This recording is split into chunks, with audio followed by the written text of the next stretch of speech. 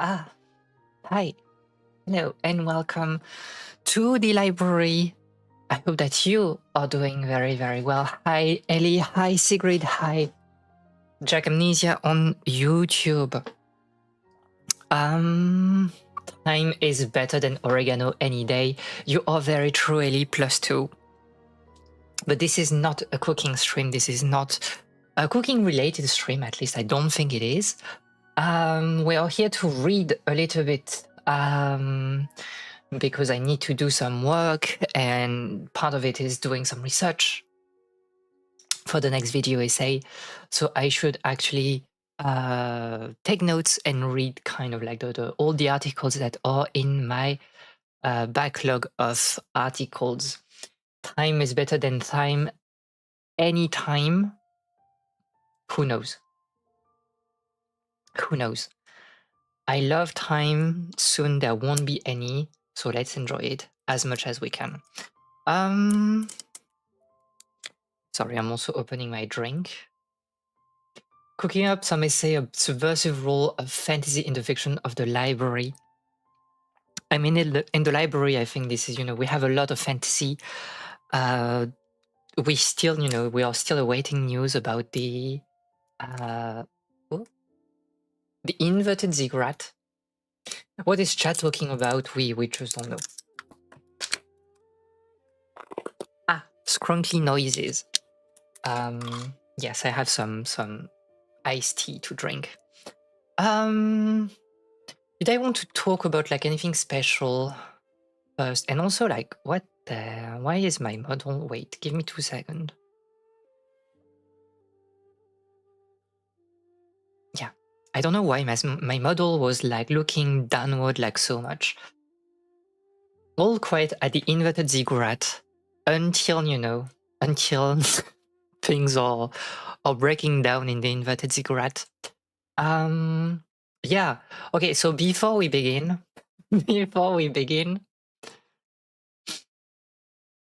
I think it's good that iced tea is very strongly. Yeah, it's they have like on the Arizona iced tea, they have like this plastic wrap on top that you need to open, because we love like wasting plastic, I guess.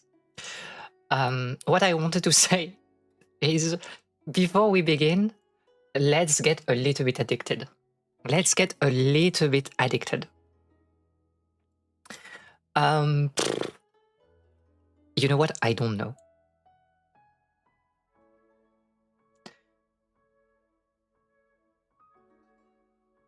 Wow.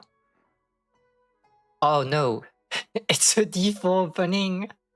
The mysterious fumes coming from the lower crash is nothing to worry about. And don't worry about it.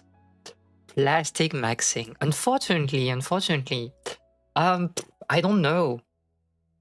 I don't play D4. I can't remember any D4 like openings. It's so cooked.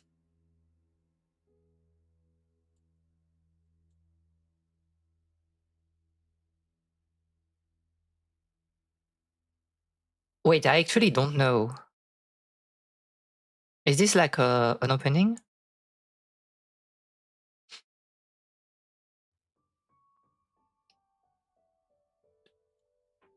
Oh, almost. So you're doing this first to defend? E3?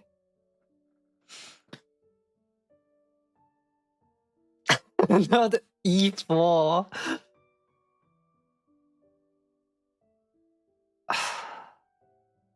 God, I don't play those openings. Do you try to... This is insane work.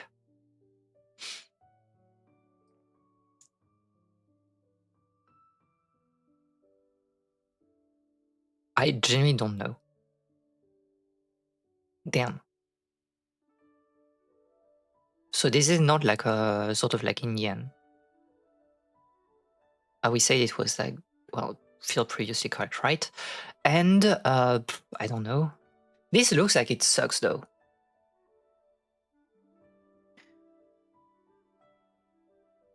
You could do this though, no? Am I insane? What the heck? The cold system.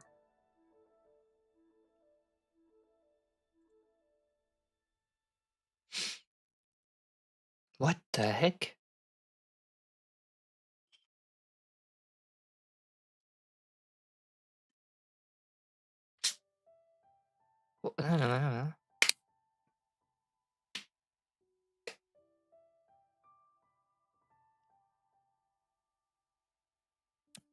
That's when you know, like, I'm not playing chess anymore. A Queen's Gambit decline. Yeah, Scarf London, kind of. Yeah. Okay, what's your long plan then? Queen knight to d2 and kingside castling. And then you want to push like e4, where the square is defended by the bishop on d3. The knight on d2. And possibly the rook on e1 after castling. So you want to push here and kind of like break in here, right? We have a winner +2. Ding Reng is like a nice person. He's a nice person. Okay, that's enough. We are not doing the puzzles, else we will be here for 2 million times. For 2 million years. Okay.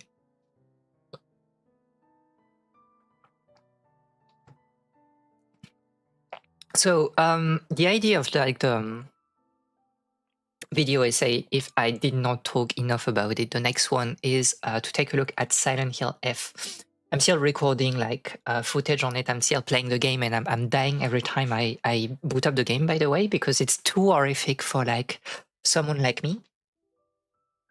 But the goal is to analyze the story and the framing of Silent Hill F with regard to women's literature in the 60s and 70s in Japan. And one of the big example is, and the big writer I want to analyze is Takahashi Takako, who is a very interesting, I think, writer of that time, because she comes a little bit before what we call the women liberation movement in the 70s. So kind of like what you had in many countries, around the world at that time, end of 60s, early 70s, with this very feminist framework of liberating women from the oppression exerted by the patriarchy, both in the domestic life and also at work. But Takahashi-san wrote a little bit before that era. She started like writing, as you can see, like here, it's since the late 60s. So, half a decade before the true start of the women liberation movement. And in a very interesting turn, even if she talks a lot about like women and the oppression lived by women at that time, she explicitly says that she is not a feminist, that she doesn't associate with the women liberation movement. And I think you have like a book of Julia C. Bullock that I wish like I could like interview at some point. I need to contact her. Silent Hill D in the US, absolutely insane work. And so in the book of like Julia Pollock, she makes like the observation that it's strange. Like she was surprised that like Takahashi was not a feminist. Despite everything she wrote, it took like Bullock a little bit by surprise. And she kind of like asked herself, how can you deny like such a political movement when your books are have such a prescience about like the place of women in society, right? And I think like this article is a good answer to this particular question. And I really want to take a look at Takahashi in particular, because I think a lot of the tools that she uses in her books are very similar to the framing of the action in Silent Hill F, and the story is also very close to what Ryukishi 7 tried to tell in Silent Hill F. And we find like the same use of fantasy, we find the same use of dream, of violence, and of like marginality in all of that. And I think it's a very interesting like connection to make, actually, especially when the framing of the action in Silent Hill F is taking place in the 60s, right? The game is set in the 60s in like a small like Japanese village.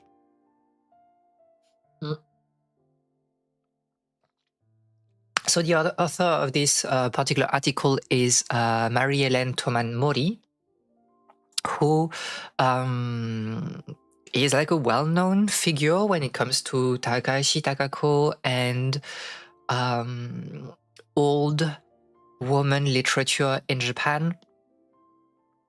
She has wrote like a lot of articles, and she has been translated quite extensively, Takahashi Takako. So there's like Lonely Woman that she has translated.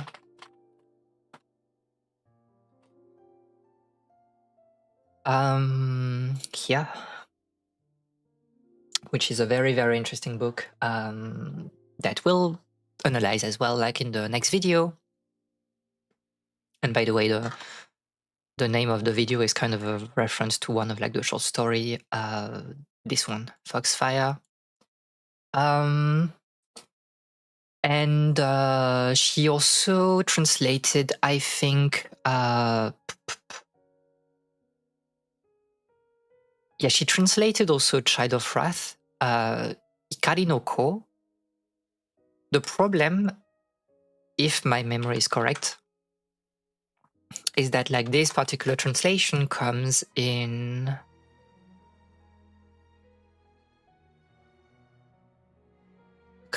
like, oh, maybe I won't find it. Gem?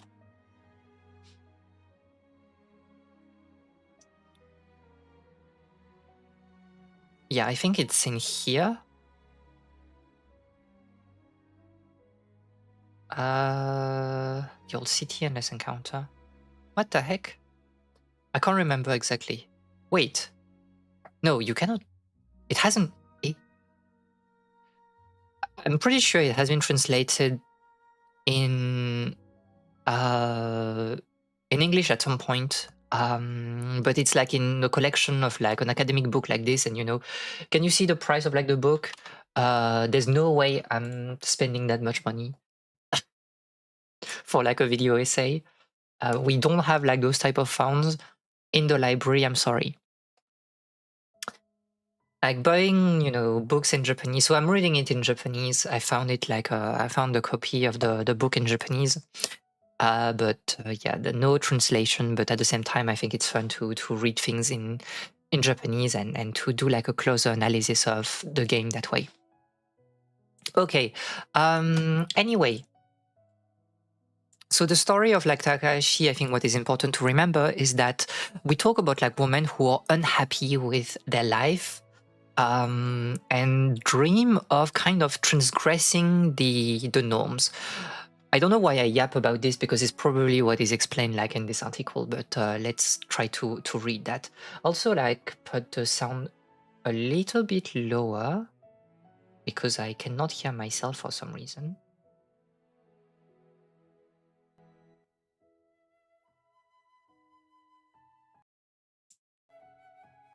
Well, I think I was as low as I could get. Okay, so she first started the literary world with the sinister beauty of a fantastic tale. Her fiction has continued to enchant and alarm readers with its hallucinatory explorations of women's secret subversive proclivities. Like one very interesting, let me try to find it because I think it's a quite interesting,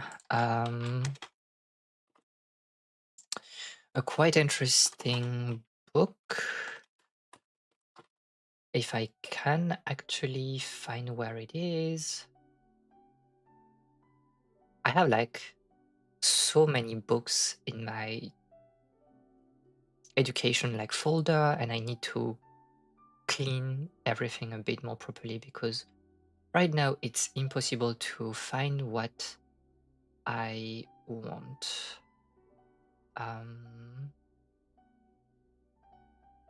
Wait. I'm annoyed. Nothing works.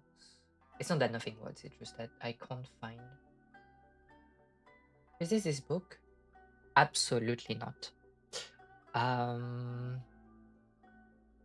Stories.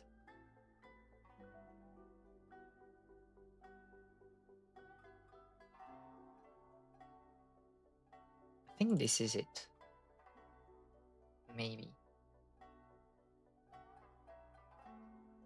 My PDF reader is actually dying here. Can I see like the table of content of that book, please?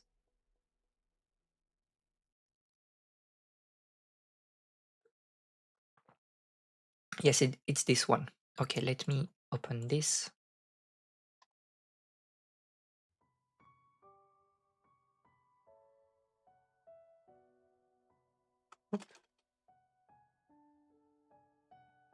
So you have like this very interesting story,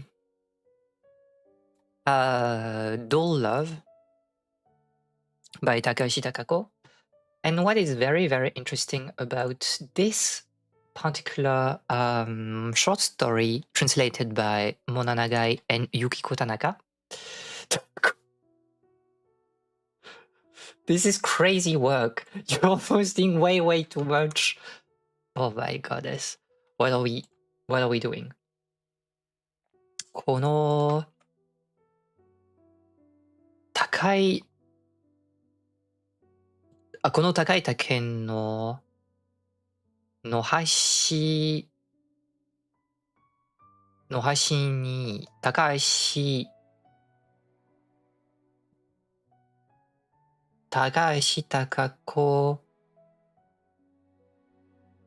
立てかけたのは高橋貴子。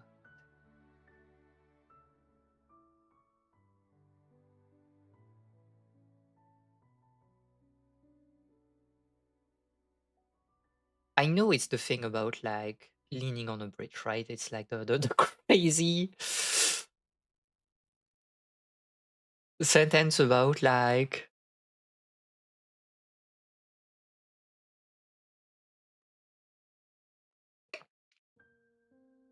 I leaned on. Oh my god, I don't worry about it. Don't worry about it, they say. Okay, so what I mean is that there's like this very interesting like short story where we can read that. I think it will be good and we can skip, I think, because I think she's talking about like her life at some point and we can kind of like skip by reading this instead. So yeah, the thing in here is that like you have a woman that is like kind of like unsatisfied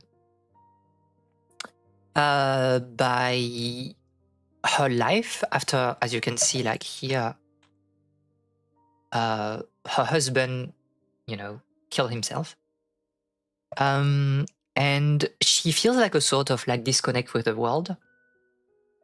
And you have at some point, where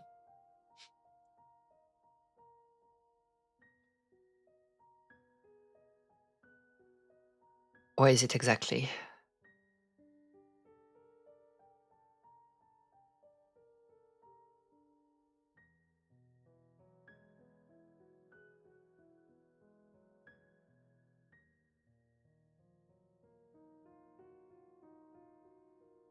Wait, am I mistaking like two different novels? I think I might. No, okay, no, it's here. So, okay, Tamao can, you know, disappear, died, whatever. And the protagonist, the woman, is like, she is kind of like seeing a plant as like a replacement for Tamao. And I think like you have like an entire scene where she kind of like starts to, you know, have sort of like pre-sexual intercourse with like the plant, trying to kiss, you know, the plant, to uh, imagine like how it feels to have sex with like the plant. And there's this thing of like a woman that is completely lost in a world where, again, she doesn't feel like she belongs to, and she tries to find like some comfort in this fantasy of hers, because she needs like a way to some extent to fulfill her sexual needs, which is like a big also point of like Takahashi's stories, is women that want to act on upon their desires. They want to do things, and they want to feel some joy, or at least some strong emotions. And I think like doll love is very representative of that, of this strangeness of like a behavior that feels like completely like, you know, out of this world, insane for us, but that is like steeped into some kind of delusion of those like protagonists who tries to, you know, find ways to cope with the world. And most like stories of Takahashi ends with like protagonists kind of like exiting this fantasy and going back into reality, and sometimes also um struggling to find like you know, find an anchor when fantasy is not here anymore. um and one thing that helped Takashi herself, because she kind of like experienced that also in her life. But okay, let's read her bio. I think it will be a bit more understandable. Every time she gets some time off, very relatable garden vibes. So she majored in French literature. No, no, no. I think she was translating. I can't remember who she was translating. I think she was translating Shah or whatever. So she did that at Kyoto University. She married. I think it was like a classmate, Takashi Kazumi, uh, who was like doing good work as a writer. And Takashi, at the time, um, she was working. Like, what is very important is here, it's not said like as explicitly as I would like to, but you need to understand that like um she was writing, she was like working. um no, it's kind of like, it's kind of weird. Until her husband, and then tutoring, translating, and then yeah, to earn income. So she was working so that like her husband would be able to write. So she was basically doing all the, you know, house maintenance and also like income earning, so that the husband was able to have like a career, a literary career. And he did for a while before he died in 71. And at that time, Takahashi was like, well, I don't have, you know, any um, obligations, social obligations towards like a man, so I can do my own things. And that's when she started to really, really publish her big things. Um, so she wrote like, in 74, she wrote one novel, 9 stories, and about 2 dozen book reviews and essays. She often traveled to Europe, most of the time alone, and she consistently shown a strong interest in French literature, particularly in François Mauriac, and she became a Catholic. That's very interesting. That's very, very important, because she became like a nun at the end of her life. And that's also something that you will find a lot in her writings, is this idea of reaching for the light and of finding redemption in religion, and in a very like Catholic manner. Um, Very often you will like see kind of like a contrast between like Japanese society, um, and I don't know why the music stopped. You will find like a contrast between Japanese society and like Shinto beliefs in her stories, and those like beliefs bring some kind of violence. And the way to exit like this cycle of violence, of hatred, and of feeling like disconnected from society is for Takahashi not exactly to find comfort in other people. And by that, I mean, some sort of like solidarity, like just hanging out with other people, sharing like experiences. More often than not, the solution for Takahashi is to find joy alone in Catholicism, in religion, and in the belief that like gazing at God will like allow you to handle the hardships of everyday life, and the fact that you feel very disconnected from the rest of society. And so that's kind of like the big thing with fantasy. I hope I'm not spoiling the entirety of the article, but there's a transformation in Takahashi's writing every time in a lot of stories that like she wrote. You see like a shift from fantasy as like the delusions that you create in your mind into religion, into like a sort of luminous redemption, luminous realization. And this is this realization that brings like, that opens a cycle of non-violence for those protagonists, and also a chance to be forgiven, because most of them the protagonists have committed like very, harsh things. Like there's one novel, At the Edge of the World, where one woman like basically steals the child of like another woman to like to raise the children, well, the child like her own, but she's also like mistreating the child because she's very jealous that like her friend was like very successful and stuff, and she wanted to hurt her by proxy by hurting the child. And at the end, like the woman realizes that like, oh, maybe it's a bit cooked, and she tries to ask for forgiveness, like in a very Christian manner and stuff, and you're like, what the heck?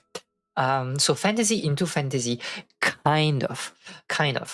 And I think like this is like the fact that like religion has such a big place in Takahashi's writing is kind of the reason why she doesn't believe in feminism, or at least she doesn't think that like it's a useful path for her as a woman.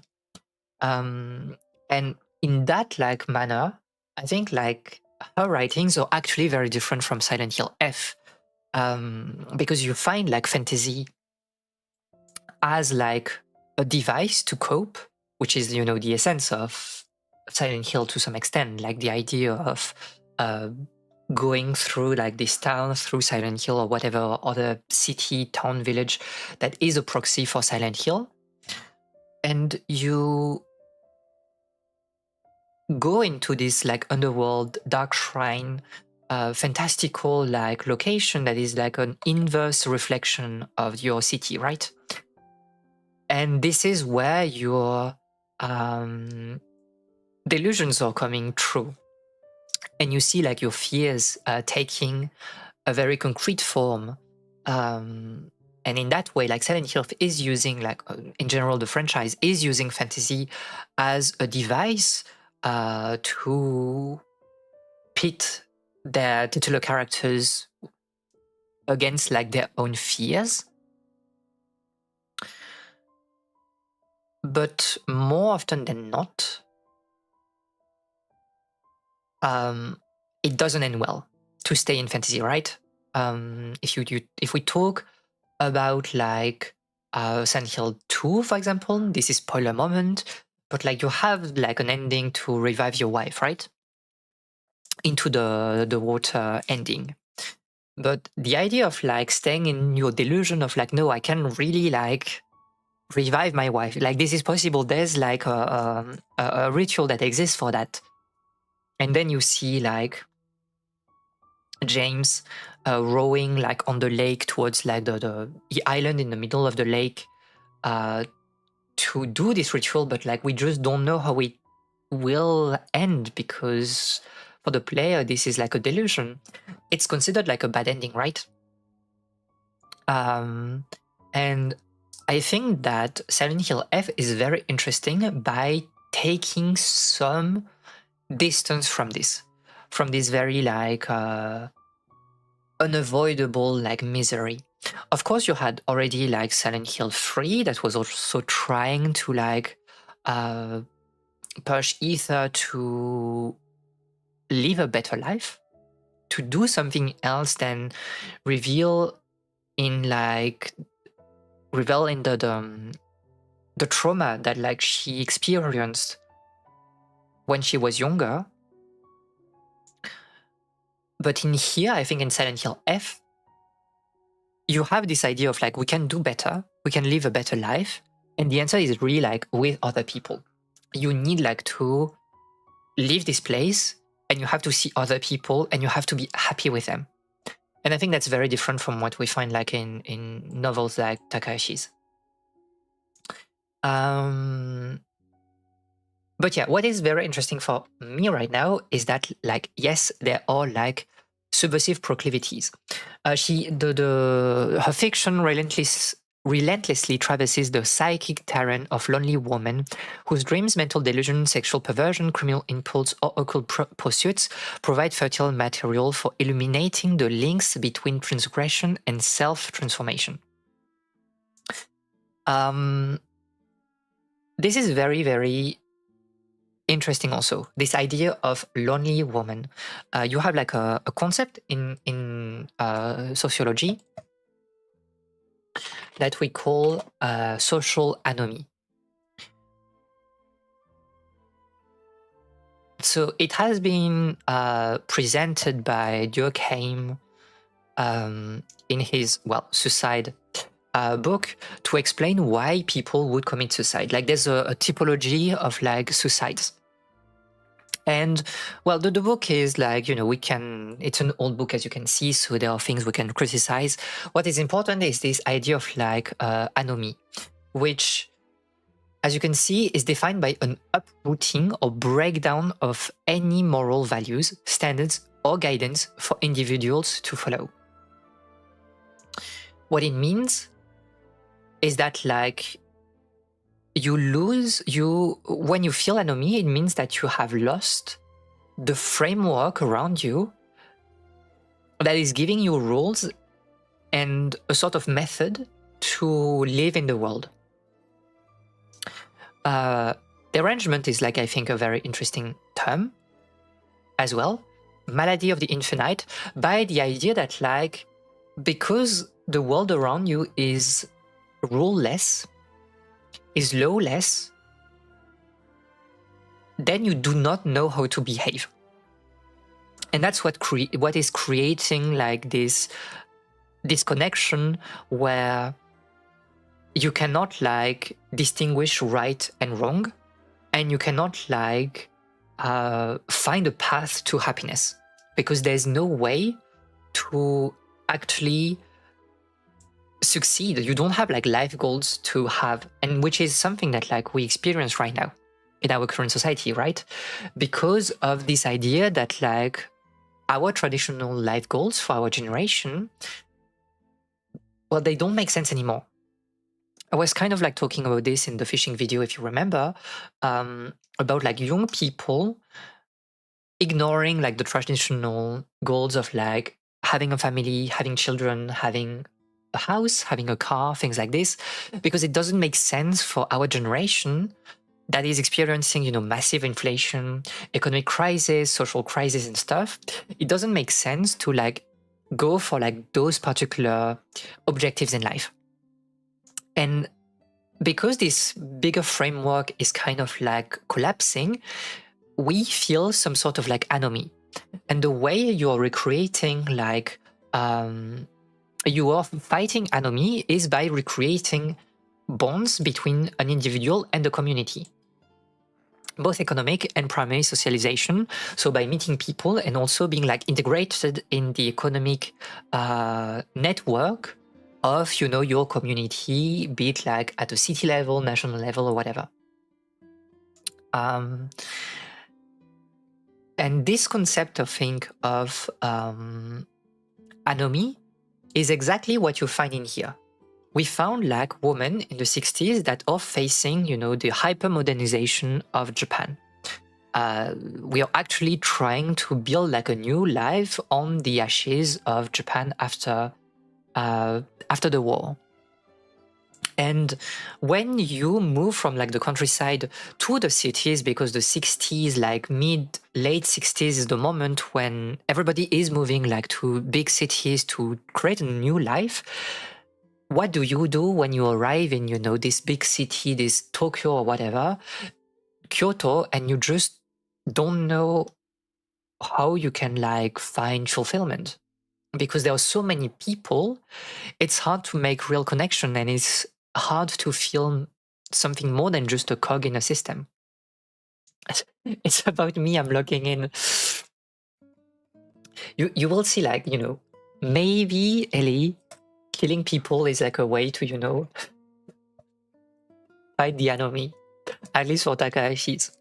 And because of that, like, because they don't feel like integrated into society, and like one example also is like the one novel. Let me show you that also.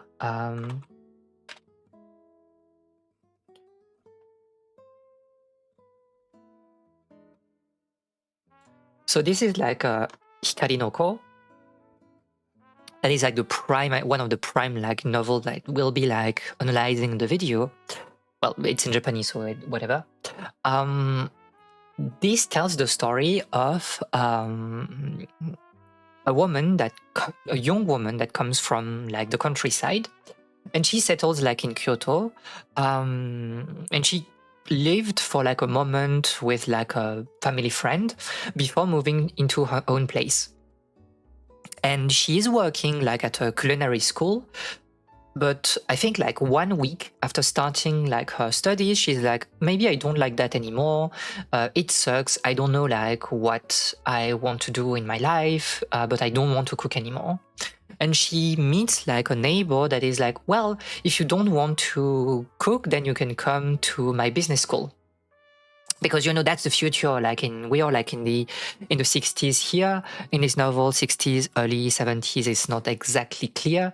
But like, you should come to our business school because, you know, that's what Japan is about. You need to learn how to speak in English. You need to learn how to be a secretary, and you need to find like a good job for, you know, your and find a good boss so you can be with your husband.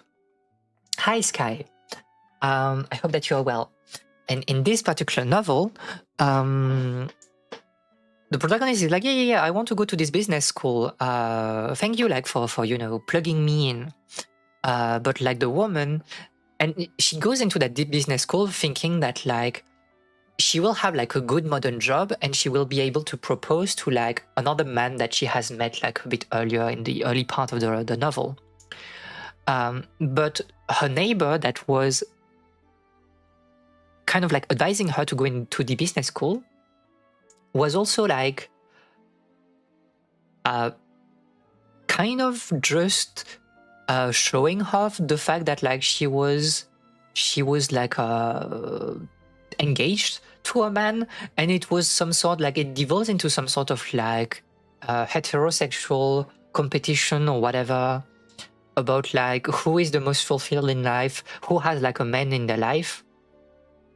And that's when like the protagonist is starting to break down because she falls into like this weird like competition with other women about like, you know, being in a relationship and stuff. And oops. And this is kind of the thing, right? It's because she lacks genuine human connection because the man she's like in love with doesn't care about her. She falls like into those delusions, perversions, weird impulses, and so on, in like her, you know, private life, her imagination, while her daily life is made of like hesitation. She doesn't take action. She kind of fumbles around. When she's asked a question, she says that like she cannot answer because she has no idea about the topic she was asked about. And she's very indecisive. Like, it's a term that you will find like a lot in Ikari no Ko. It's indecisiveness. And it's this gap that is very interesting to analyze. And if you take like Silent Hill F, it's also what you find with Hinako, the protagonist. So she's a high schooler. This is kind of like a spoiler, but she feels like very detached from the rest of the people around her. And from what you see in your first playthrough is that the people around her they don't like her very much because she doesn't really fit the standard of like Japanese femininity. She likes playing video game. She's like very sportsy. She's kind of like tomboyish. She speaks in a very masculine manner, and she spends time with like. Can we see? Sure. She spends time with like a childhood friend, you know, and they're calling each other like Aibo partners. So people are like, are they together? But maybe they are not together. It's a bit awkward now that they are a bit older. And, you know, friendship between men and women, that cannot exist, right? Everyone has a man in their lives, and he's called Jesus Christ. Average Japanese high school outfit, I'm sure. Yeah, don't worry about it. Okay, so, and there's this scene at basically around the halfway in the game where she undergoes in her, you know, dark shrines or her, like the recesses of her imagination, she undergoes like a very brutal ritual where she's being transformed into like a fox to some extent. When I tell you that it's like brutal, like she's cutting her own arm with like a saw, and you see that like on screen. You see her cutting her own arm. Like she also like it's not like this mask is not just a mask that like she puts like on her face. It's actually a replacement for like the skin of her face, and it's not shown. I mean, you don't see it completely because like the camera is like set on her back at this point, but like there's a ritual where like an attendant is like cutting the skin like of her face to then sew the fox mask on top of like her face, right? She's also getting like burned, like marked with like hot metal at some point, whatever. So it's a very violent section in the game, and you are a witness of that. And I think it's easy to be like, oh, you know, it's some kind of like they just want to shock like the player. It's like very very easy like horror to make. My analysis is that it's exactly that. Is that by accepting this ritual, because she is consenting, she's the one doing that to herself, right? At some point, like she's being like presented like a bite, like a piece of like wood she can bite into when, you know, she's like getting violently hurt, and she's like, no, I don't want to bite on this because like I don't need it. I'm better than this, and I can like handle the ritual and the pain without like any help. And by experiencing this pain, she actually regains some kind of agency, some kind of possibility for and potentiality for action through what is actually like a mental delusion. It's a dream. kind of like occult pursuits as well, because like she's doing some sort of like, occult Shinto ritual. And you have like this idea of like transgression and self-transformation, right? Because she's literally transforming into a fox. And there's like some kind of like sexual perversion, but I think I'm not completely sure about that, because I need to think a bit more about like how she handles her own body. But there's something like slightly sexual, I think, in the way like certain scenes are depicted. Not like, oh, you sexualize the character to like appeal to the player, because like she's literally like a teenager, so it's insane. But I think she feels some kind of jouissance, what we call jouissance, or pleasure from, this self-transformation. And I think like this tells a lot about like Japanese society and gender at that point. The only man in my life is the person in the sky, the sun in our hearts +2. So yeah, as in many recent works by female authors in the West as well in Japan that depict a woman's odyssey of self-discovery, social alienation and spiritual quest are interrelated motifs in Takahashi's literature. Okay, a female protagonist fantasy world to reveal her distrust of the discourses that create communal reality, her desire to violate boundaries maintained by rational thinking or cultural norms, and her yearning for an utopian counter-reality produced by the deformation or dissolution of such boundaries.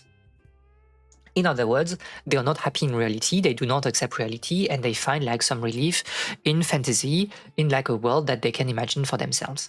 And in this world, it's a world where, at least like in Silent Hill F, where she is not,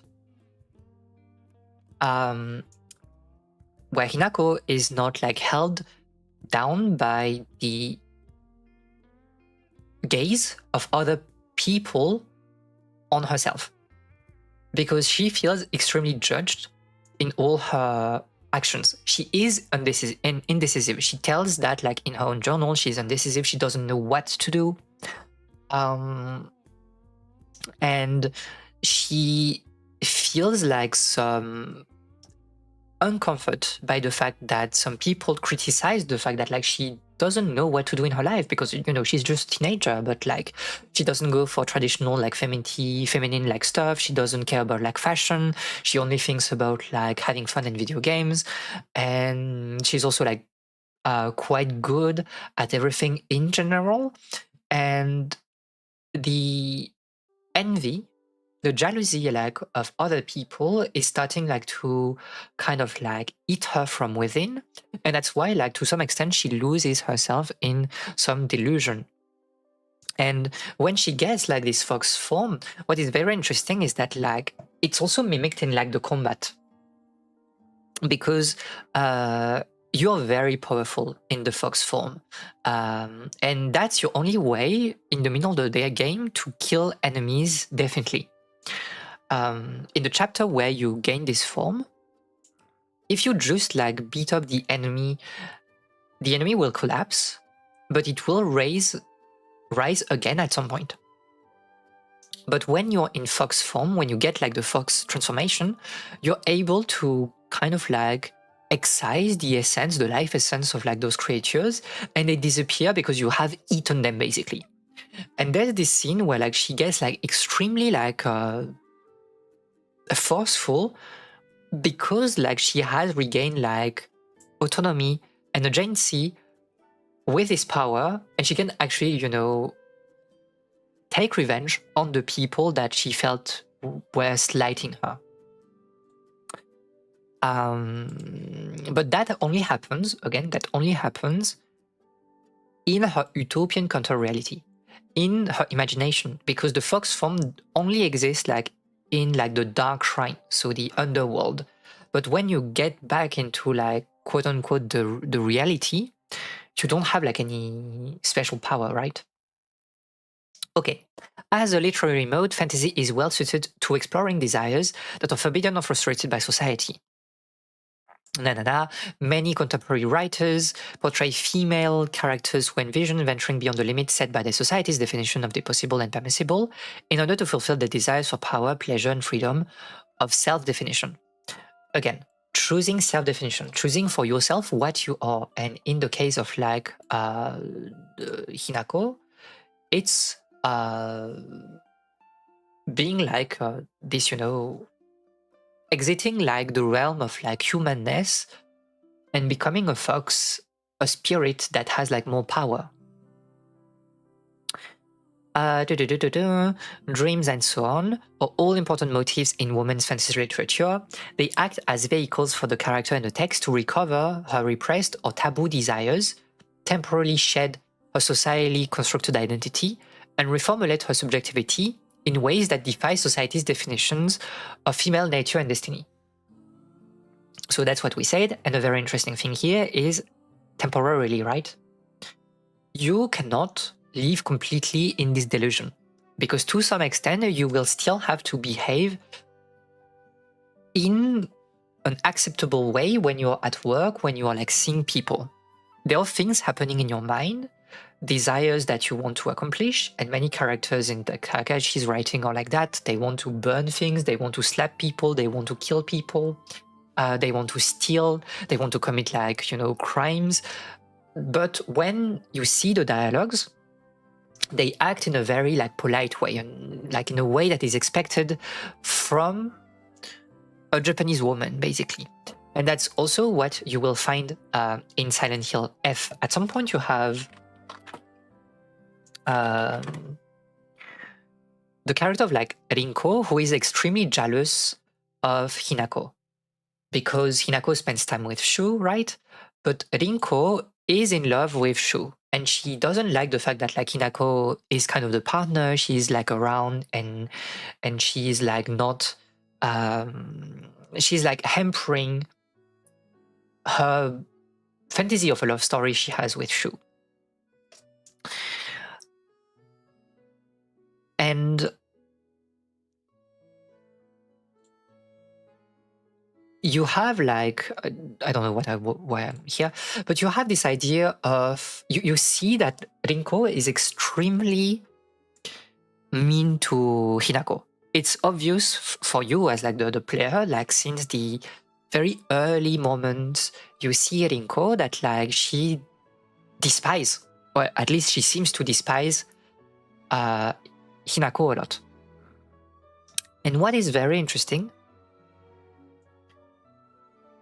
is that, why are people on Reddit so like insane? Seems to anger Rinko. What do you mean seems? Whatever. But Hinako, even if she's like perched in the stairs, even if you know that like she is getting like abused by Rinko to some extent, she will never like lash out at her directly in the reality, in the real world. She will be very polite, she will let her do. She is like taking a lot of distance from Shu to let Shu and Rinko like spend time together. And it's only in the other world, in her fantasy, that she takes action against like Rinko to push her away and to tell her that like she needs to leave her alone. So it's impossible to stay in the fantasy forever. And a lot of like the pain comes from having to balance your, delusional self with like being also normal in reality, which I think is also something that we experience like a lot in our current society. And I think that's why, like, to some extent, Silent Hill F is a very relevant game nowadays. It's because this struggle that like you see put in the 60s in a very traditional way around like femininity, that's also what is experienced nowadays in 2026 in Japan and abroad, regarding like questions of like identity, gender identity, and even more so like LGBT identity, right? This disconnect of like feeling that like there's something that anchors you in your mind when you think about your own identity, but you cannot, because of like society's norms and gaze, you cannot like show this particular identity to the rest of like the world, right? And you have people, LGBT people, that go every day through this idea of like having to jungle between like two different parts of themselves, and this is what creates like this sentiment of repression and of disconnect with society. So Takahashi uses fantasy to contest common sense assumption about female nature. Some of her stories, for example, explore a woman's hostility and revulsion towards pregnancy, motherhood, and family life through her fantasies of violence towards maternal women and children. So you find that like a lot in Takahashi's writing. Her protagonists hate mothers and children because their existence is enough to remind them of the traditional like expectations for women of motherhood and of founding and caring for like a family. And that's something that like you will see to some extent in Silent Hill F as well, with can't remember how she's called, with Hinako's sister, that you see immediately. That's the opening scene of the game, and you have like the sister that is leaving the village because she's getting married.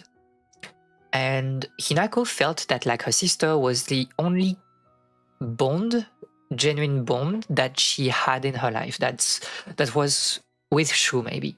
That was her anchor, because her big sister was always here to take care of her and was never judging her for what she was doing, right? Like she could play video games and her sister was like fine with it. She wouldn't tell her that like it was unwomanly, unfeminine to do so. So when she is leaving to get married, that's when her sisters take another appearance in her mind. Because at this point, the existence of her sister becomes tied to the idea that like she has left to get married and to live like, you know, the expected life of a woman. And that the institution of like marriage and patriarchy stole her anchor from her. And that's when like the sister gets like this very frightening appearance. So as much as Hinako doesn't have like, you know, violent tendencies or fantasies of violence towards like her sister, you have like this negative representation of the sister who is a proxy for like patriarchy. Other recurrent themes in her work are rooted in women's transgressive fantasies, include a middle-aged woman's sadomasochistic relationship with a fragile young man and a woman's disturbing sense of intimacy with her female double. That so to explain just like a little bit about the middle-aged woman sadomasochistic relationship with a fragile young man, it's because it's the inversal of like what is happening under patriarchy, right? You would expect normally the man to have like the ascendant over the woman, and by like shifting the roles, you help like women get back their agency and their sense of self through like the domination of like someone else. And a woman's disturbing sense of intimacy with her female double. This is basically explained by the fact that, and we don't find that like in Silent Hill F, I think, because probably they did not want to touch like sexuality, like in, you know, a video game, that like a AAA video game that seemed a little bit much. But what we would call nowadays, like, well, basically self-cest, exists because you know your own body, right? And nobody will know your own body as much as you do. So in a way, you are the perfect, the best person to give yourself some pleasure. But the fact that like you have your double is kind of like marking a difference with masturbation. It's not exactly masturbation, it's your uninhibited self giving pleasure to your repressed self. And I think like that's a theme that you will find a lot in fiction and East Asian fiction in general. This sense of like, yeah, your double that is like less repressed than you and that will act for you. So there's not this in like Silent Hill F, I think. Okay, so Takahashi's fiction uses fantastic narrative techniques to subvert notions of fixed identity and meaning by rendering all categories fluid. Her stories often unfold in a liminal zone where the boundary between external reality and the protagonist's inner world has collapsed and the contents of both mingle freely. So that's very important. We said like a little bit before that like fantasy was like a temporary thing. And it's true, but it doesn't mean that like, as like this passage is saying, it doesn't mean that like reality and fantasy are completely like independent from each other. You have like moments where things are blending, and you know that like it's a big thing in the Silent Hill series, right? The book is far more interesting than I could have thought. I swear I'm cooking with this video. People don't want to listen to me. I swear I'm cooking. So what is very interesting in here, in the Silent Hill like series, is that like you, maybe not in Silent Hill F completely, but like let's take a look at, for example, Silent Hill 2. But I want you to take a look at a guide. Touch of Salt. We are cooking.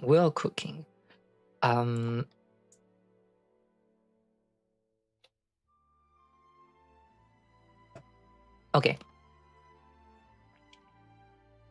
What I want you to see, like in this, like you know, just the chapter of like this walkthrough, is that in the traditional like Silent Hill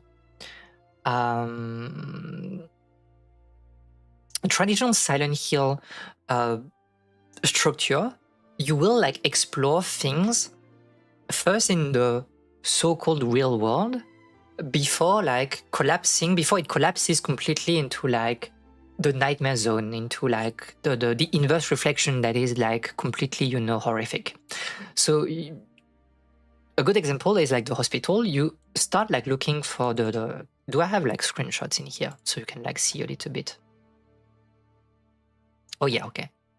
So you have the exploration of the hospital that is like, you know, not very comfortable, but it looks like, you know, a ruined hospital. And then at some point you fall like into a hole and you are awakening in... We don't have like a lot of screenshots, unfortunately. Maybe this is not the best example.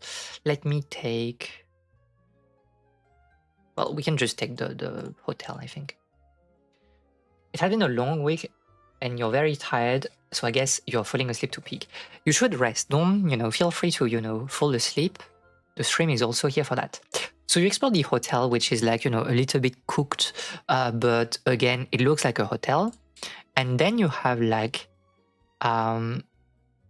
this thing where everything like transforms into like something very different. You see things in fire and stuff, but this is still the hotel.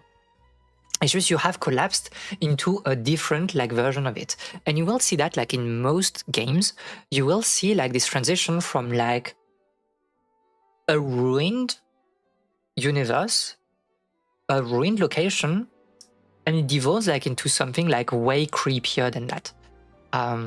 To be fair, I think it's kind of like the thing in Silent Hill F. For the school, can you give me the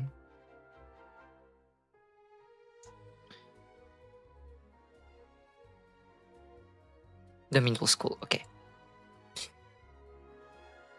So the school is okay.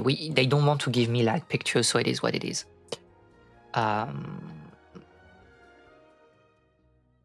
Whatever.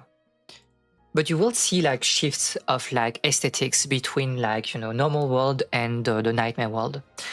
It's reinforced in Silent Hill F because you will then like go into, you know, the sections that are called dark shrines, which are basically really inside the imagination of Hinako, where she like meets like a Fox protagonist that is like giving her like insane like advice of like, oh, you should like cut yourself. Don't worry about it. It's I will love you if you like replace your arm with like a fox arm. Trust. But because of that, you have like the boundary between those worlds collapsing. And I think it's a very interesting thing when you play the Silent Hill series is that you're never always sure when things are real or not. It's very difficult to know, for example, if like what other characters are saying is really true, or if it comes from a delusion of the protagonist. Because, you know, characters sometimes they are, again, if we take the example of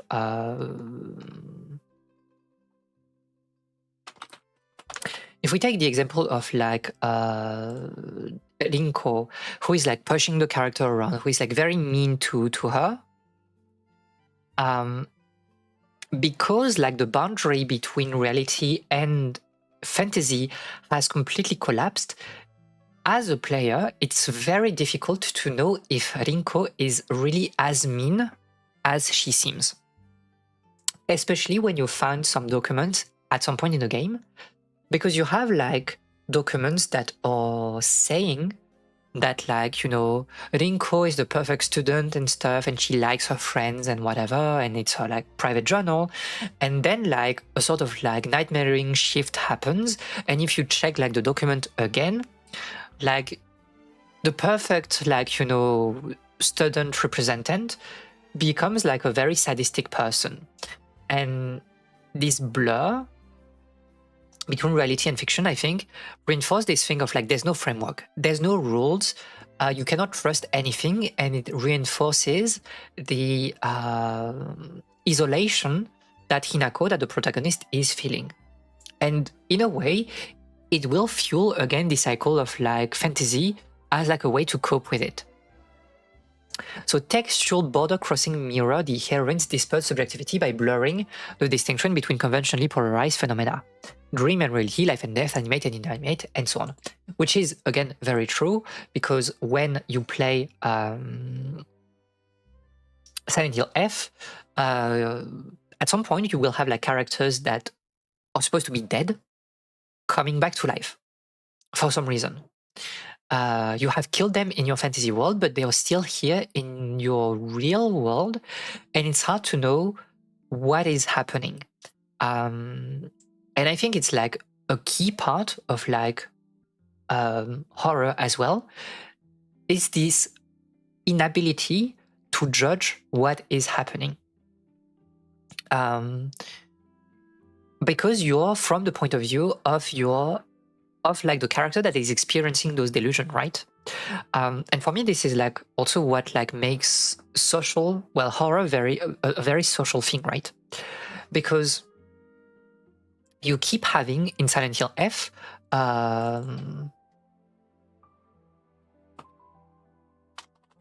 you keep finding like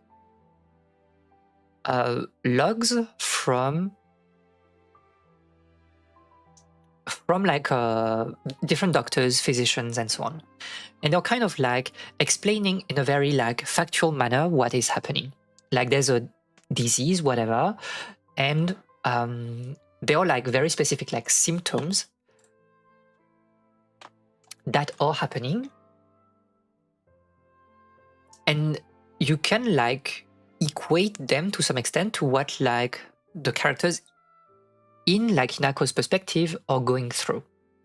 But because we follow the perspective and the vision of like what is essentially an unreliable character, it's very difficult, even if you know that like something rational is happening here, it's very difficult to keep like this very rational view of the world when you play the game. Because you have no anchors on which you can distinguish like what is true and what is false. And you find that in also like in, you know, Takahashi's novels and in books in general, this idea that like in some ways you cannot trust the text. There's like a barrier between the story and you, the reader, and this barrier is called the text that you need to decipher. And the act of deciphering it, I think, is where the horror comes. Because in a way, the text itself doesn't want to be deciphered. You have like stories that are, you know, very, very easy to understand. The text is not trying to trick you. But in horror, the text is exerting some sort of like pressure and tension against you because it doesn't want to be deciphered. It wants to stay like this very weird thing that you cannot comprehend. And slowly like unveiling the truth, I think it's where like horror is really coming from. The realization that like something wrong is happening here. And to be fair, like Silent Hill F is really not subtle about like what is happening. Like from the early scenes, you understand that like it's a story about like a girl that doesn't fit into society. Like her father is abusive, her mother is basically absent, and will fold very easily to her husband. She seems to have like a conflictual relationship with her friends. She's getting like, there's like weird rumors around her in school, and like her big sister, her whole world has also like disappeared. Not disappeared, but she left the village because she was getting married. And the text is not subtle about like all those elements, but what you need to decipher is like how much it does impact Hinako. How much is she actually like suffering from it? And the realization of like the extent of the violence, the extent of like this collapse of the mind, this is where, you know, things are getting really sad and really horrific to some extent. Okay, boundary transgression and so on. So we talked about like her personal circumstances and intellectual influence. I don't want to spend too much time in here. What is very interesting is mostly that like she worked on Baudelaire and Mauriac, who are known to be, you know, very esoteric writers. They have like this propension for the occult and for like surrealism, for strange things happening, for like breaking also like the social norms. If you read like Charles Baudelaire, and you probably know a little bit about Charles Baudelaire because he wrote like Les Fleurs du Mal, Flowers of Evil. There was also like a manga about it, right, by Oshimi. That is like also a tale of like, you know, a boy that is not fitting into society and like fucked up things are happening. And the anime was very interesting because people hated the anime for the rotoscopic like animation, but I felt that it worked very well because it gave like such a strange quality to like the anime that fit the story very well. So the fiction of like Charles Baudelaire is really a fiction about like, you know, strange things happening. You have like descriptions of like corpses and cadavers and disgusting things. You have like protagonists that are like falling into opium, into hashish, into wine, because it's a way to exit reality. And of course, like the influence of like Baudelaire and Mauriac are obvious on Takahashi's like literature. And that's to some extent what you find also, I think, in like Ryukishi 7's like writing. He is really influenced by this like surrealist school of anime to some extent, to anime like writing.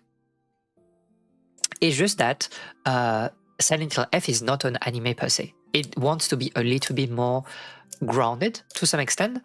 But if you have played or watched like Higurashi, and you play the game, you're like, oh, this is just a rewriting of like Higurashi into like a tighter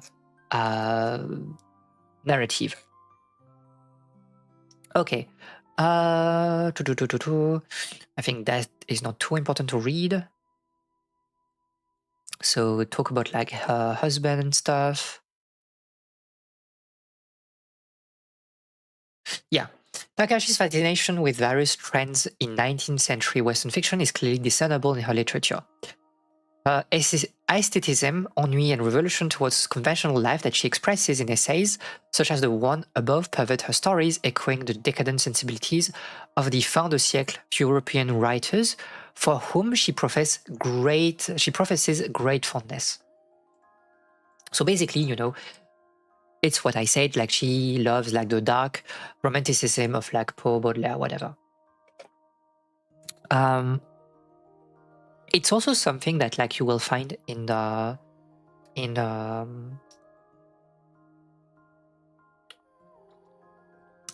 Hill F, because the Silent Hill series was always weird, you know, when it came to like enemy, bestiary and stuff. You had like very weird creatures. You had like this boss of like can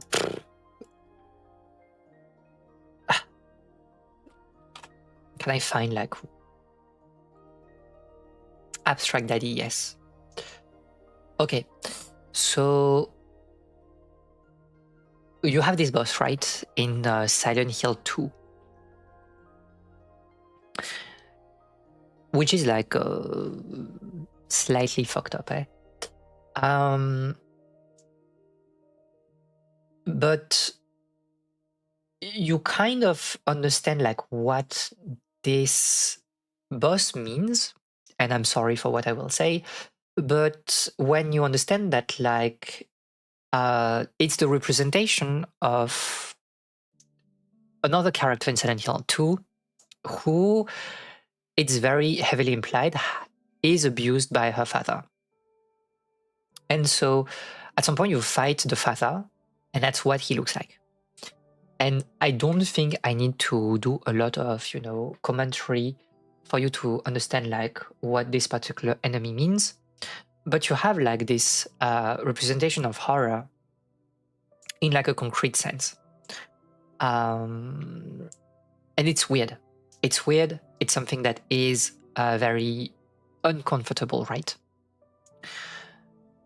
Silent Hill F takes a slightly different approach because it's way more rooted in traditional like Japanese horror.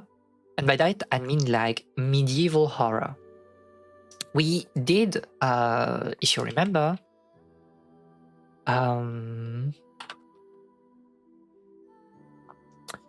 we did look together at the cosmology of Kyoto, and you might remember how all those like characters were looking, right? And those like phantoms, spirits are taken or like very close to like representations that you will find in manuscripts and pictorial depictions of spirits during during the Heian period, during like Japanese Middle Age. And in my opinion, the enemies in Silent Hill F are taking like very heavily from this like traditional representation. Namu Amiya Nabutsu, exactly. And the disquietness comes from seeing like those figures of the past that are like instantiating like the past, sort of like Shinto like aesthetic, but put like in a modern lens. And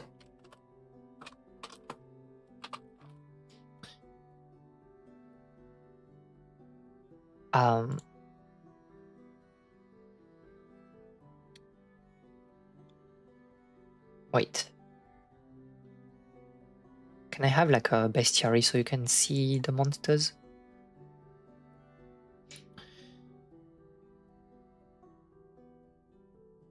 So in my opinion, like,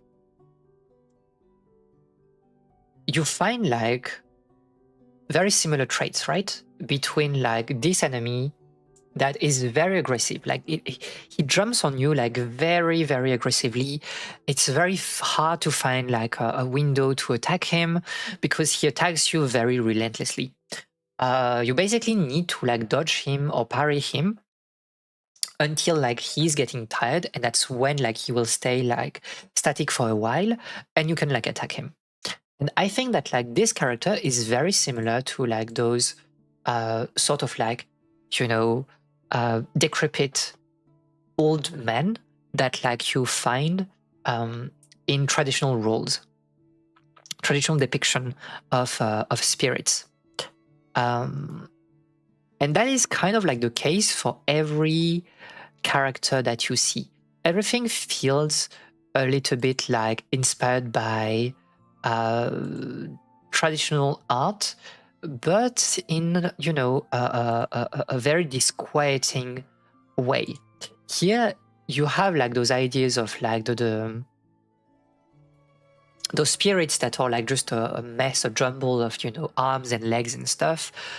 But here it's through like dolls, modern dolls that are becoming like something new in Japan, right? At this time. Because it's very different from you have obviously the Kyoto dolls. That are like, you know, the traditional doll that you would like put on altars and like for the girls' day, for example. But we are not exactly with this particular art style, right? Like when you compare like the faces. This is much closer, in my opinion, not completely, but it is a bit closer to like Western dolls that arrived in Japan like after the war. And that you will find also, by the way,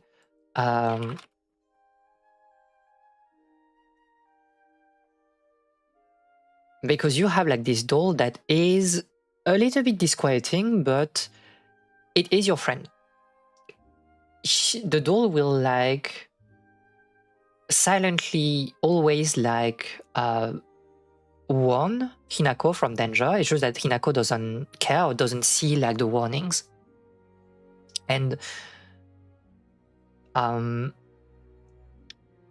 fact that like it's an American, a westernized doll is very interesting because it is a symbol of modernity, right? Compared to, again, the very traditional aspect of the very traditional aspect of like the dark shrine steeped in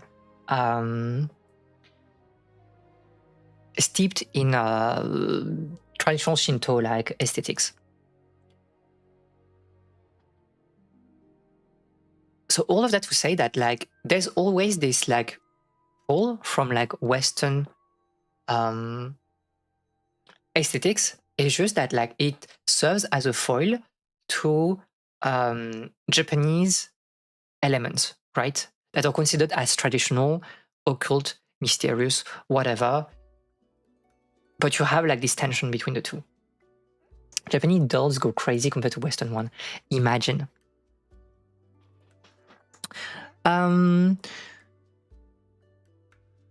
So yeah, a lot of other writers that are making extensive use of anti-realistic narrative device, and the stories often revolve around the fantasies of alienated female protagonists. That's what we said. Existential malaise. They use fantasy as an ironic device to evoke the absurdity and futility of the human condition, as well as the bleakness of woman's life, which is very interesting.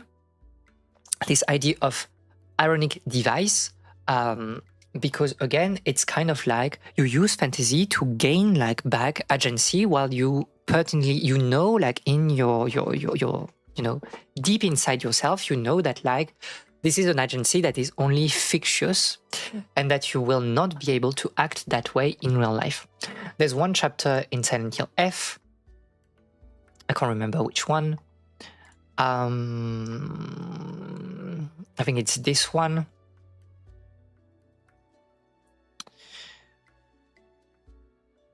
Where you basically, well, they won't show pictures, but you basically, you kill your friends. You kill your friends in like the worst way for them to go. Because like what they don't like, and you use that against them. So for example, you have like one of your friend that hates the dark. It's implied that like she is autistic or has like autistic traits. And we know that she hates the dark.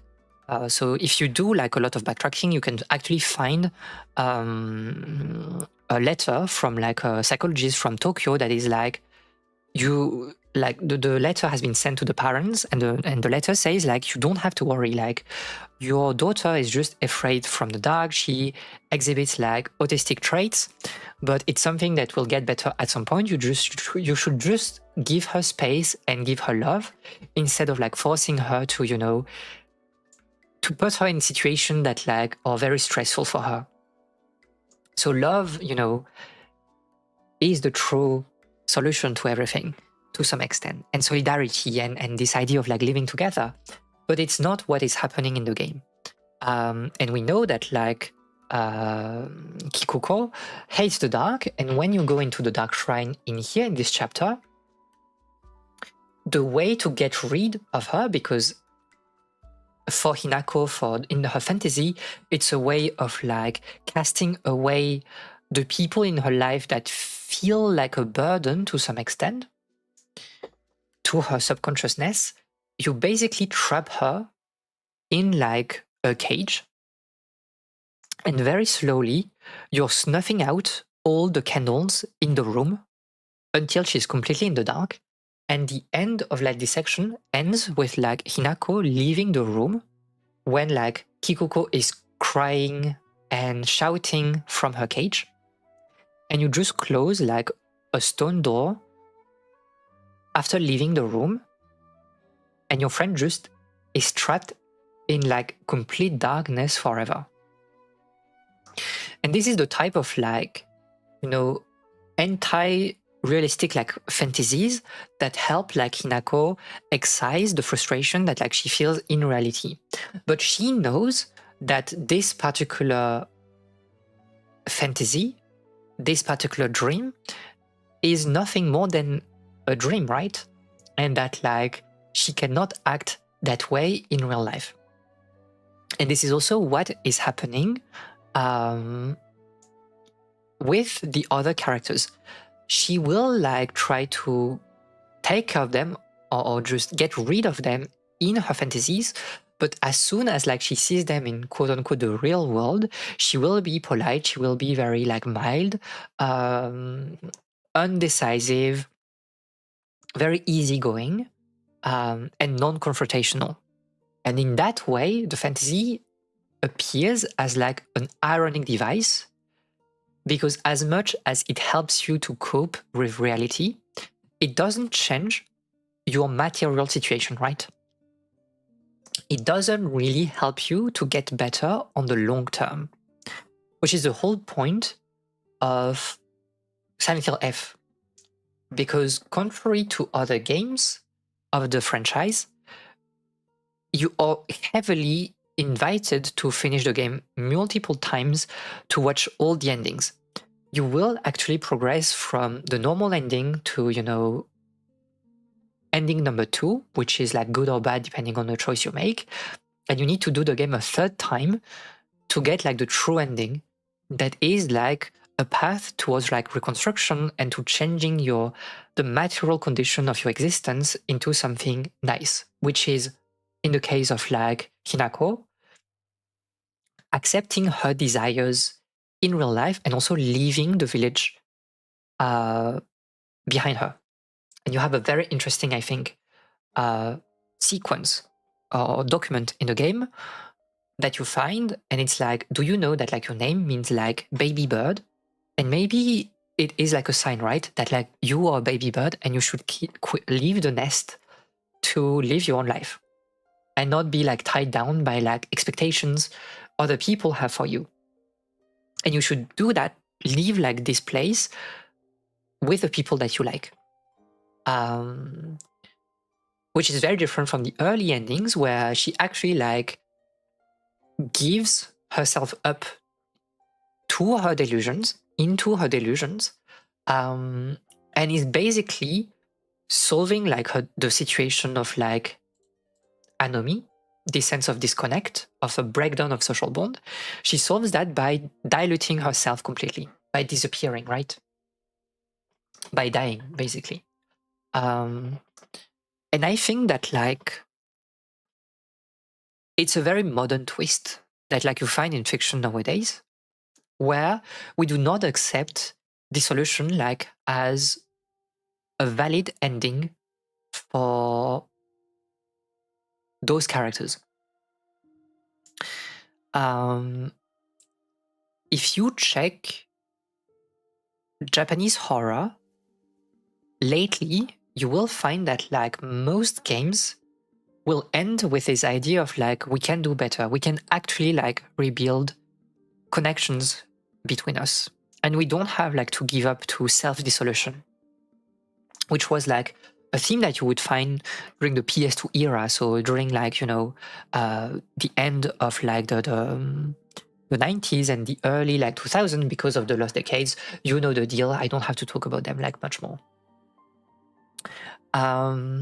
So yeah, fantasy is both an ironic device because it will like in hindsight like reinforce the fact that like you don't have like any, like it doesn't help you concretely in real life, but it also serves as like an alarm for you to actually take action, to take concrete action, actionable like behaviors that will like help you to get better.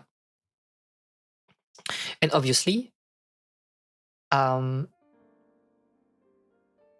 that's kind of like what is implied here, Takashi's solution is always to see religion, of like escape into religion. So both in their fantasies at some point and also in their real world when they, you know, become like religious characters and so on.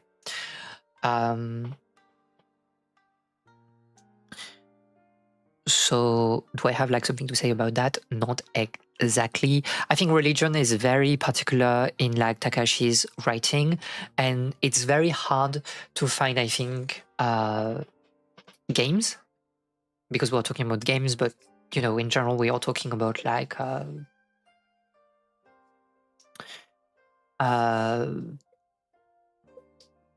art in general. It's a little bit uncommon nowadays to find like Christianism or Catholic like religion as like an escape for the characters. I think if we talk about Japan, and this is like open hypothesis that like, you know, could warrant some research. First of all, because like it's such a small part of like, you know, Japanese religion nowadays, like not a lot of people are Catholics or Christians in Japan. And also because even if there is like a movement of re-spiritualization of Japan, it's towards like Shinto and classical religion. So the Shinto Buddhist like mix instead of, you know, Christianism.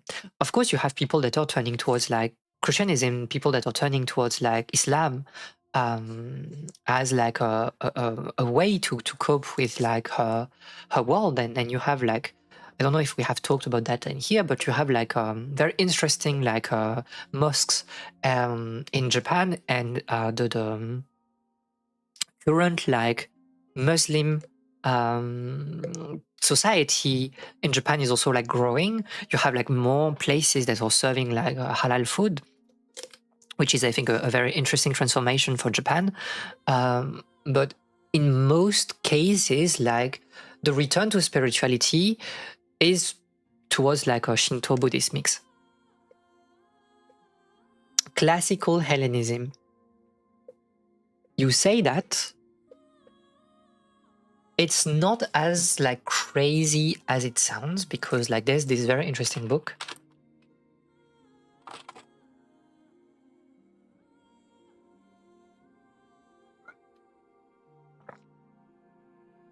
There is this very interesting book by Mikhail Lucan, well, the Greek Japan, that is explaining all the connections, how like Japan has taken a lot of cultural elements from classical Greece during like the Meiji era and like the early like Taisho and Showa era, and how like those elements have steeped a little bit into like the popular culture of Japan, and why you have like a lot of Japanese like IPs and stuff that are like influenced by classical Greece and Hellenism.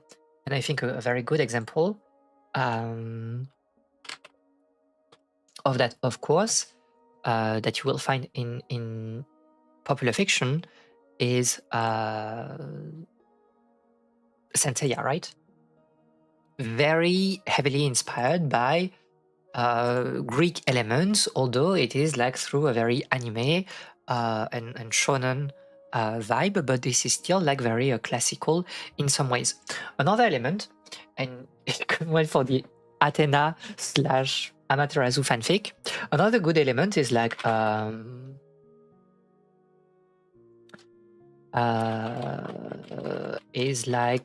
manga by Moto Hagio.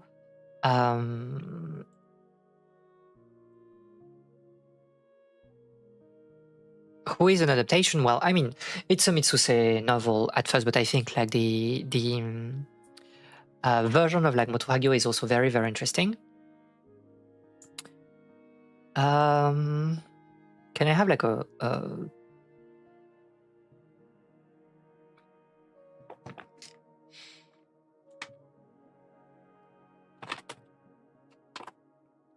summary for you?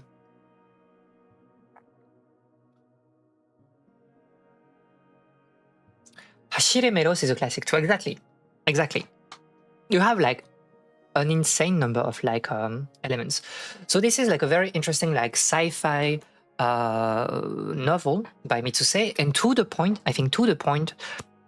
like if you ask people in Japan what is the most influential like science fiction book for them, most of the time people will tell you that like it's Mitsuse 10 billion days and 100 billion nights. So 10 million days is how long it will take the philosopher Plato to determine the true system of the world, whatever. The point is that like Plato will meet like Jesus, will meet like Buddha, will meet like Ashura, and they will travel together to experience the truth of the world. And each of them will have like, they have like a particular question they want to answer, and they do this travel to understand like better the nature of the universe. And I'm not spoiling what it is. It's a very like poetic ending, but you have like this mix of like classical Western culture with very traditional East Asian Japanese element, and I think like it's a very interesting like example of how like things are interacting together, and of course like Hashire Melos. So Run Melos is this like story by like Osamu Dazai that is known for like No Longer Human, right? Who is like this classic that is like a rewriting of a novel by Schiller. I can't remember the name of the novel. But that is like Schiller was writing about like Damon and Pythias from like ancient Greek, from ancient Greece, and you have like this connection of like, you know, everybody is getting inspired by like ancient Greece, and it's like traveling through like multiple influences towards Japan, and kind of like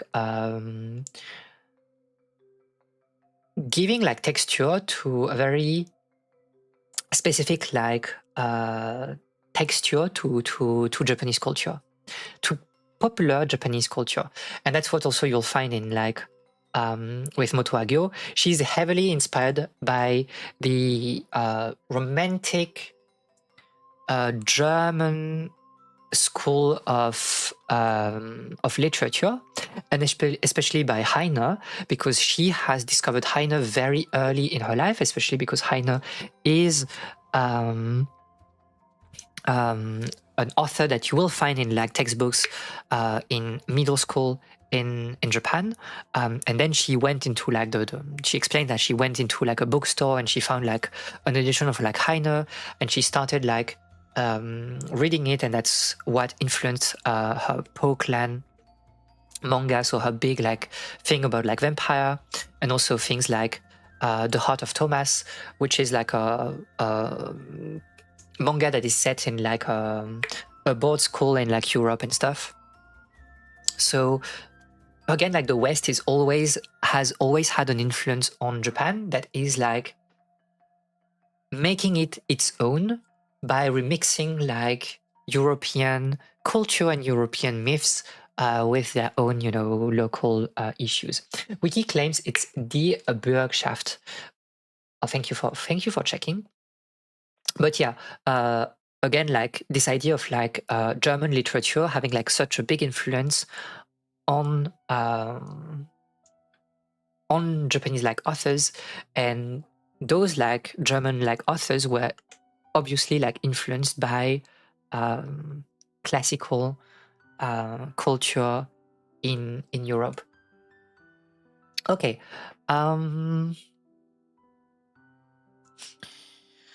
So we have this idea of like the enlightened demonic woman to the unconscious maternal woman whose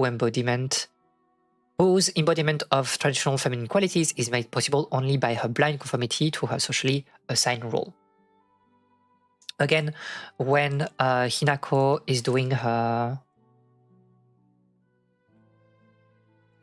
When Hinako is doing her transformation, like she is becoming like this enlightened demonic or like fox figure that has transcended humanity and that is understanding better, you know, the truth of the world and what power and agency means in a society where, you know, it's hard to decide how you should act on your desires.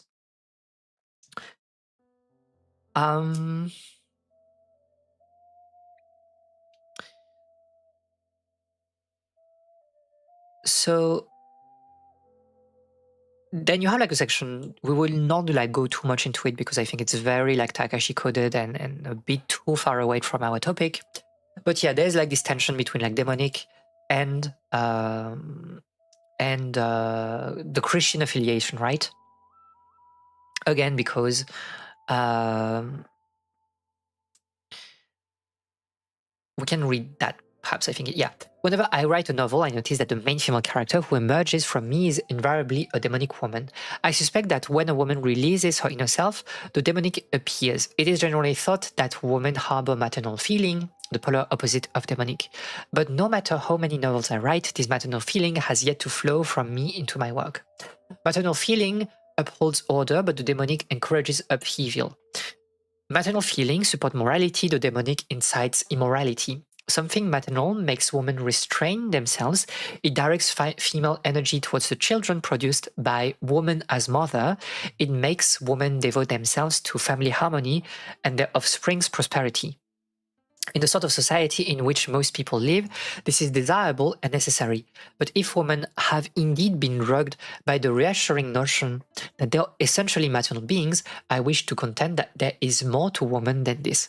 And I think, like, yeah, what is very interesting is that, like, for her, demonic is kind of like the natural state in which, like, you will oppose, like, maternal feeling until you go too far, and that's when, like, religion comes back, like, into the fray. And you find like a sort of middle ground, and religion is again like a good way of refusing like motherhood when you become a nun, right? Of refusing motherhood without like falling completely into this demonic state. You'll go outside before sundown. Have fun with the rest of the stream. Bye bye. Thank you for coming, and have a wonderful walk outside.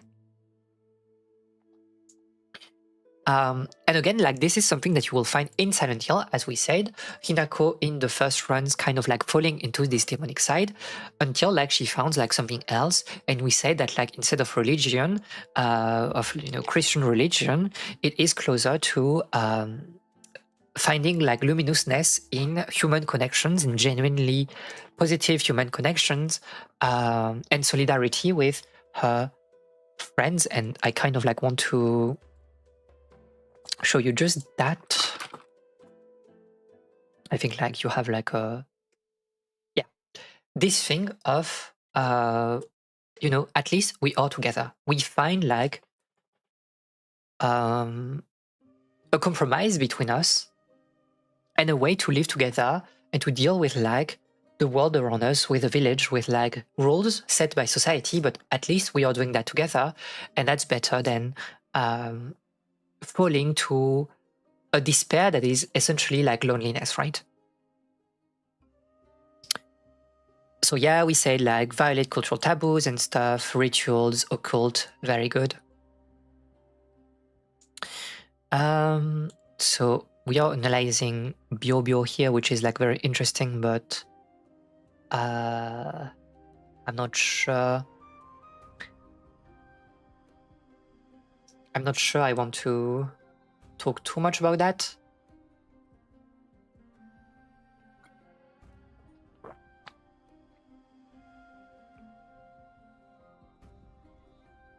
Yeah, let's not talk too much about that because we don't talk about motherhood that much into Silent Hill F because the protagonist is like a teenager, so this is not like a critical like aspect of like the discourse. But yeah, okay, very interesting. Takahashi's stories abound in acerbic portrayals of family life and of women who feel ill-fitted to their sanctioned roles as wife and mothers and guardians and transmitters of patriarchal culture. Taken together, these stories constitute a critique of romance, marriage, and motherhood that has much in common with Western feminist-inspired literature, especially that written in the 70s. Generally, in Takahashi's story, the conventional heterosexual relationship resulting in marriage represents a woman's loss of autonomy, mental creativity, and non-procreative sexuality, and her relegation to a primarily physical sphere of activity. Okay, we need to stop on that because I think it's interesting. So this is the same thing in Silent Hill F. We talked about like the parents, right? Hinako's parents, and they are portrayed like in a very terrible way.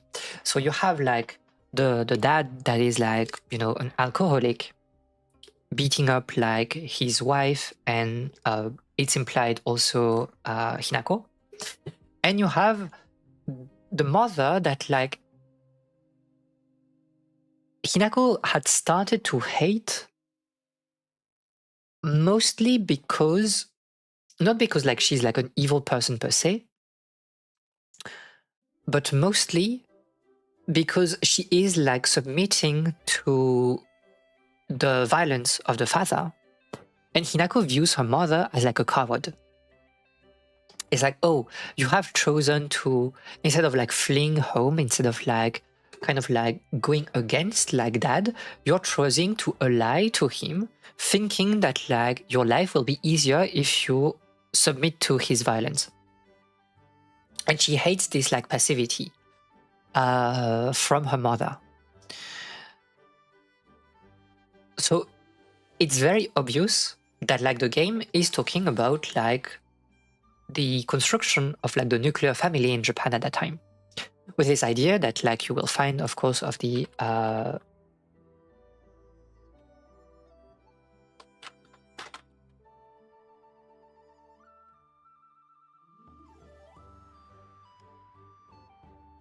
good wife, wise mother, and especially in Japan, so Ryo Saikembo,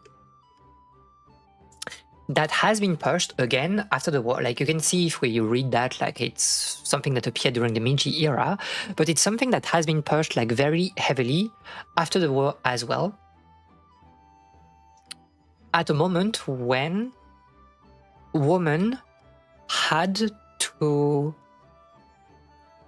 go outside to work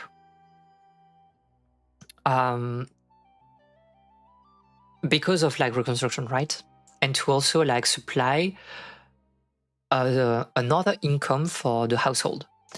And kind of like using this concept again of a good wife, wise mother was a way for the government to at least like in theory like reinstate like women at a very subaltern spot role within like the nuclear family.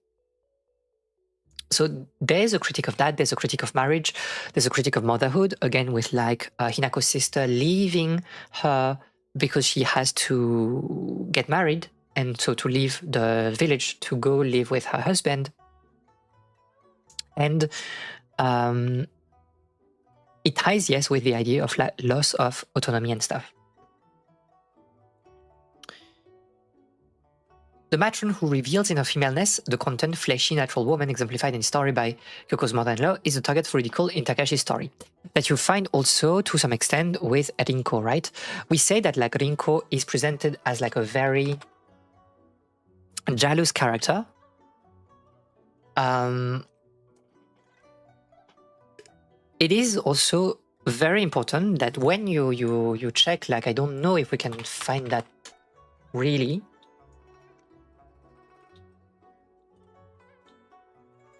When you visit like in the Dark Shrine, what is essentially like Rinko's room, you will find like a lot of books that are Western books and also like fashion magazines.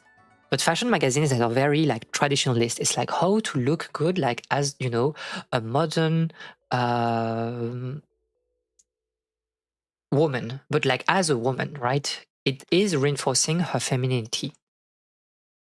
And because like she to some extent reveals in her femaleness, in her femininity, she is like not necessarily by Hinako herself, but by the camera, by the framing of the action, she is like also a target of ridicule.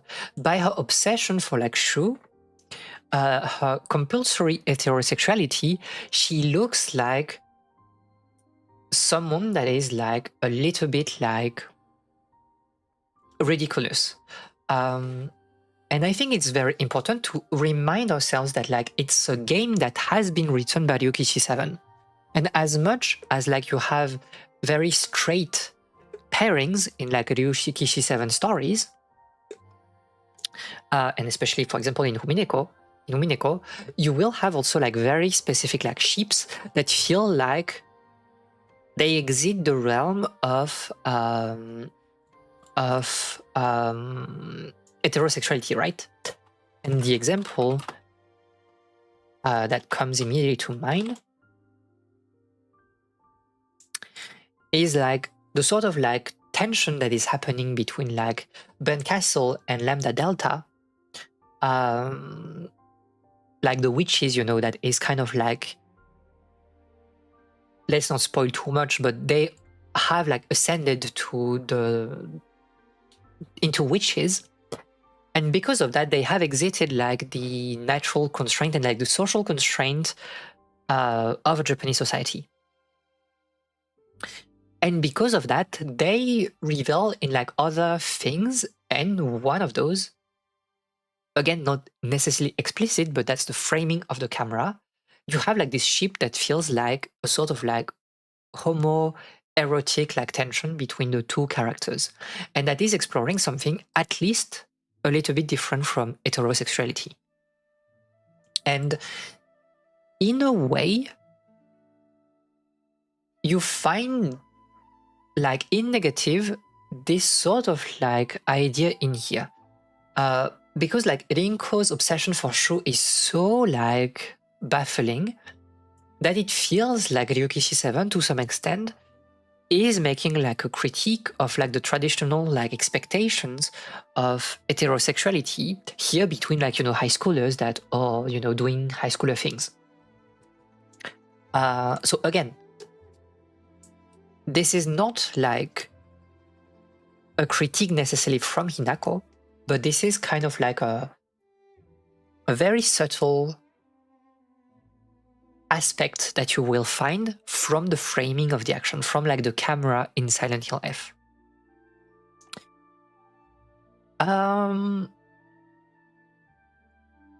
One thing in here also about like the men kind of like representing like insensitiveness towards their wife's frustration and yearnings, it has to be said that like there's a distinct lack of, how can I say that? It's not that men are completely absent from this game. It's just that for some reason, the game doesn't care that much about like what they think, about like their inner world. Because that's not the point of the game. We're here to talk about women, we're here to talk about like Hinako. So they are like men doing men things, be it like the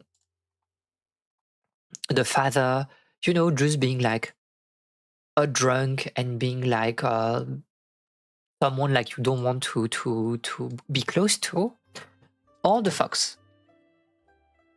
For a very long time, he is presented at like someone that follows like his own desires, and there's like a slightly weird pedophilia subtext, because like it's like he wants to take like Hinako for consort basically. And it's depicted as something very, very, very weird. Every time you see him, he's not here to be your friend.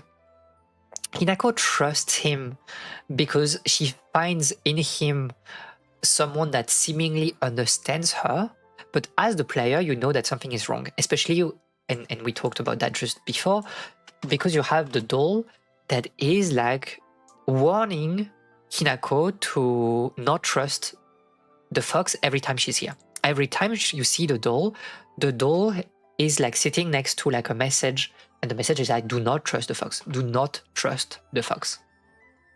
And instead of like a contentedly married man, although it's the case for like Hinako's father, you have this idea of like men that are just a little bit oblivious. They don't really understand.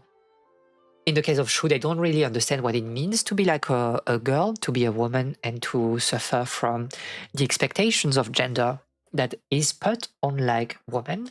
And in the case of like the fox, he's like just, you know, straight an abuser to some extent, somebody that is like seeing like women as a plaything, even if in here it's steeped into like, you know, a Shinto ritual. Well, it's talking about children, but that is not something we can really analyze because it doesn't really happen here. So in here, very interesting.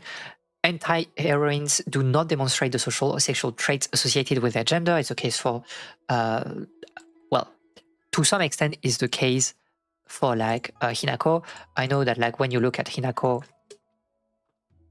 you're like, well, she's a model, right? Like she looks like a model. We know that like they have used like a model to modelize her. Very good.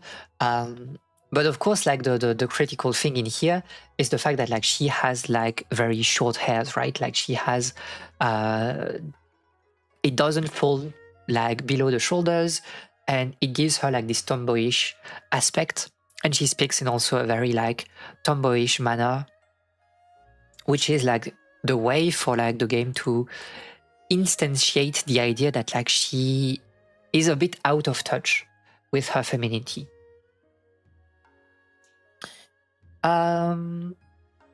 And traits traditionally associated with masculinity to some extent. I think it's especially when like she gets very violent. Even her animation feel like very like athletic in a masculine way, in traditionally masculine way. She will revel in violence in a way that like at least doesn't feel like feminine. Doesn't fit like the restraint that she has when she's in the real world. This is particularly evident in the privileging of the mental spiritual sphere over the corporal, a tendency that creeps into much feminist writing, including literature.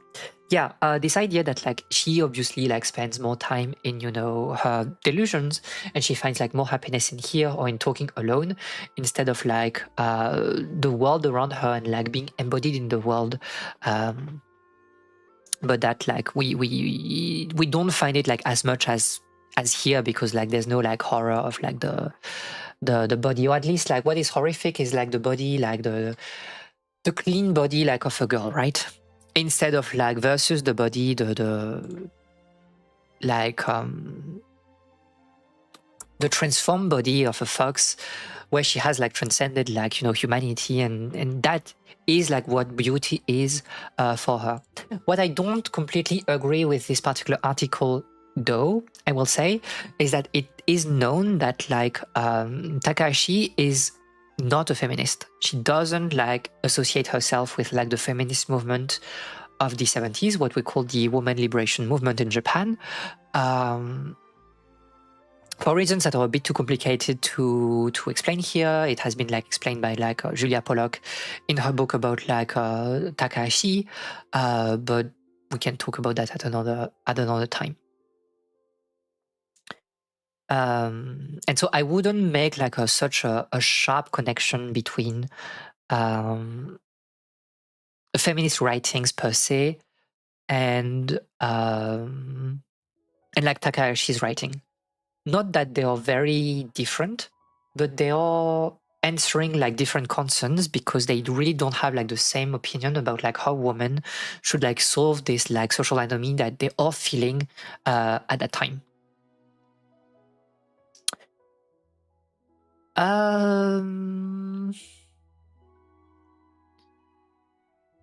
Yeah, so gender fluidity, sexual ambiguity and stuff. I think also one thing that is very important is this idea of the body of the monster.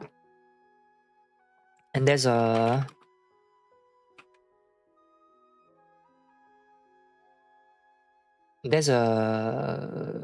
let me, because like I don't want to dox myself. Let me just make sure that I'm not doxing myself.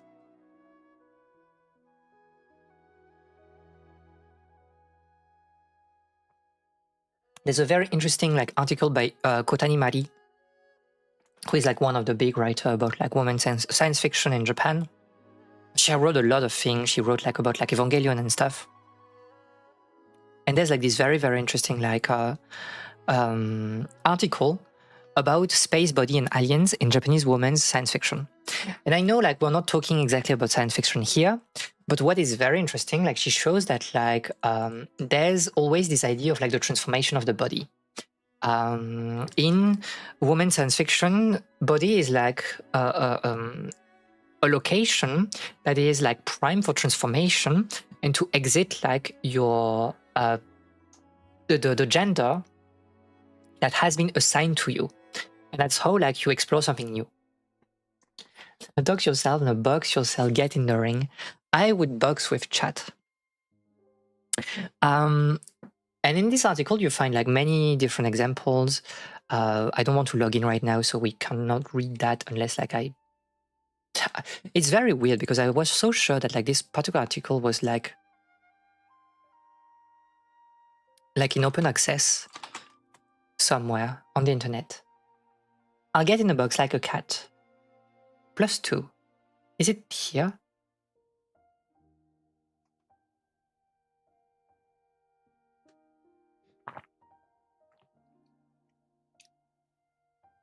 I swear, I'm sure this article was like free to read on like a website at some point.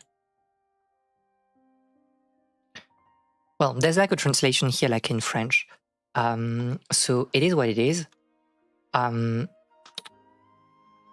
So they talk about like, you know, women with like becoming monsters, right? The transformation of women into monsters. And this is through like psychic powers, is through being freaks, being like cyborgs and stuff. And I think like this is like a very interesting way of exiting like femininity, even if like you still look like, you know, a woman in Star Red.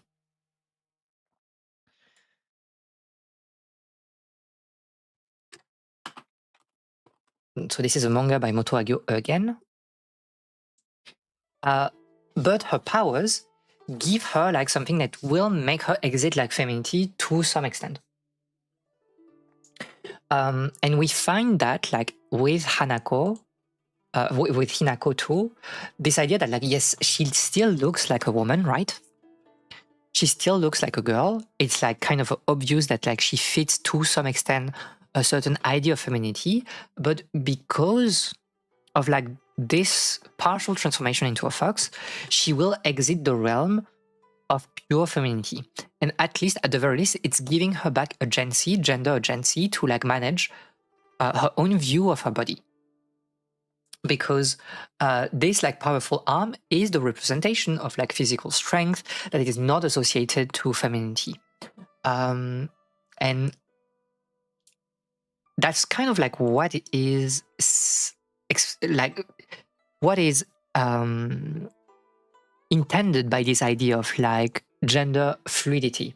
It's not that like Hinako or the other characters are doing like a transition, right? They are not becoming like men, but they are remixing femininity in a way that fits her mental like model a bit better.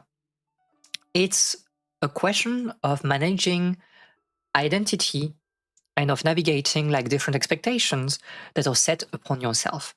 And I think again, it's why like, you know, taking those ideas, those particular like novels from the 60s, from the 70s that are dealing with like woman hardships, even if they do not talk about like sexuality or gender identity in the same way that we are exploring them today with, you know, being a lesbian, being bi, or just like gender identity through transition, through non-binary exploration and stuff, you will find like echoes with more than like one, you know, more than like half a century of distance. And I think it's why like Silent Hill F is so interesting, because it borrows, I think you can feel, at least I try to showcase you that like in this particular like stream, that we are talking about like an author that was here, like that was writing in the 70s, in the late 60s, 70s. And that there are so many connections with like Silent Hill F, a game that was released last year. And what I want to show you is that like, because of that, both the novels of like Takahashi are very like modern today. You can read them and I think they are very interesting to read. And also, in the case of like Silent Hill F, we are taking the 60s as the main setting for the game, for the story, but it still feels extremely modern, right? It still feels like the game is tackling like issues that are happening right now in our society. And in some ways, I think it's like one of the great things with like those brand of video games. You had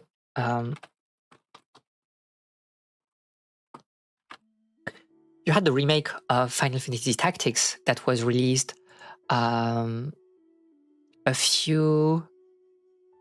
last year as well, right?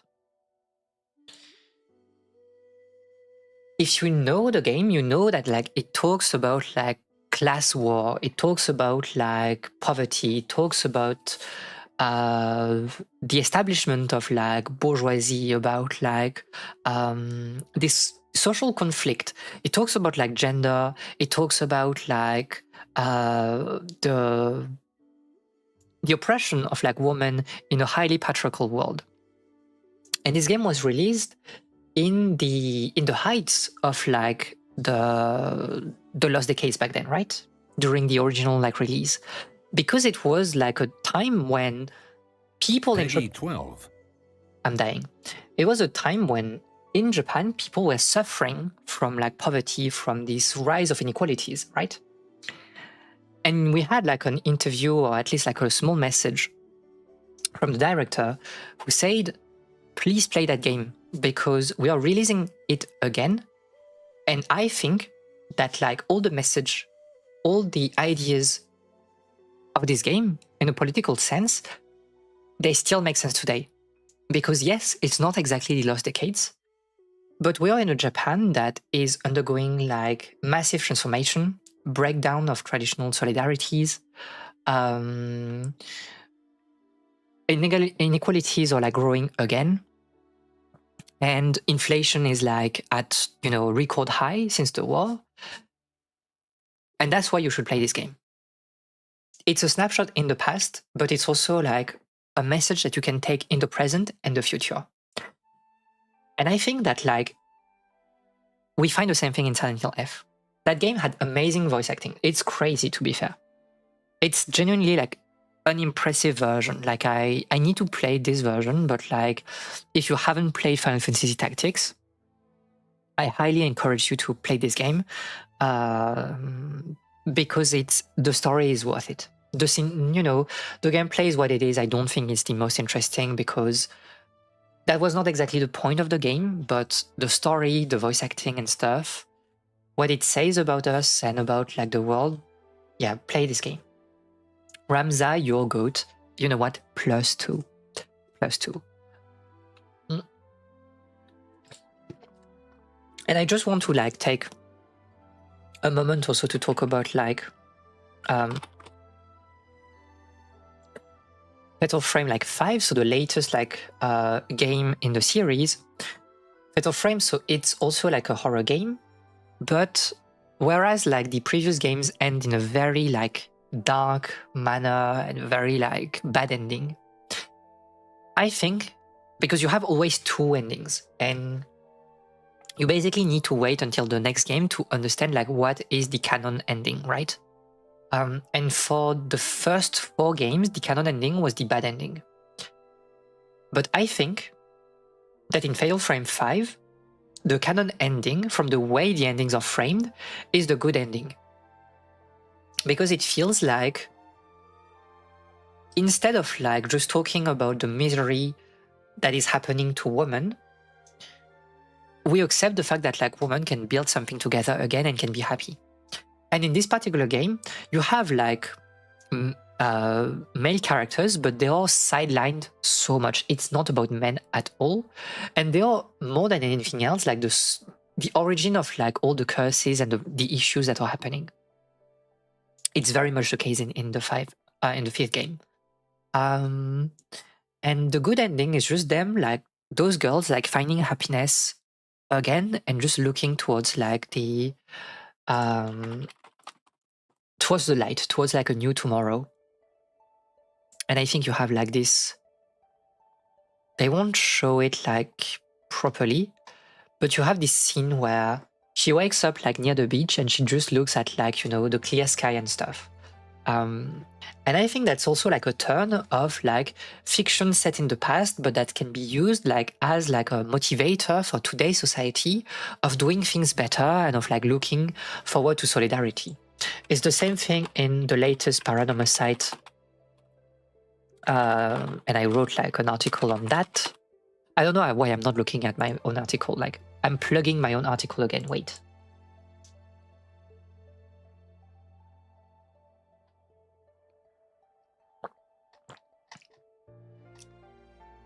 You have like this idea at the end of like the world continues like to like despite all the curses, we try to do something like better, and the world is continuing to live around us. We are not the main protagonist, but we are part of this world and we are trying to find happiness in it. And a lot of people were like, this game, it wasn't very horror coded.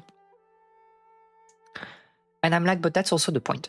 That's also the point because it's really a game, this particular one, compared like to the original, it's really a game about love. It's really about like solidarity. It's really about like working together and trying to find some happiness for the future. Like, we know it's kind of like said that the island, the protagonist, or like in this game, is kind of like undergoing like economic collapse and stuff.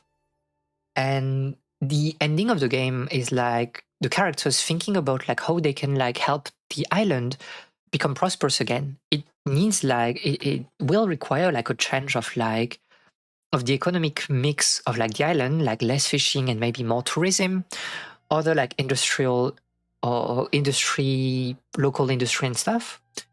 But by like looking forward to the future, we are creating a better society. And this game, again, is set like in the past. It's set in the 80s, but it's a message that is echoing like issues that are very like current, right, in 2026. And I think like this trend is extremely important. So that's what I wanted to say about like gender fluidity.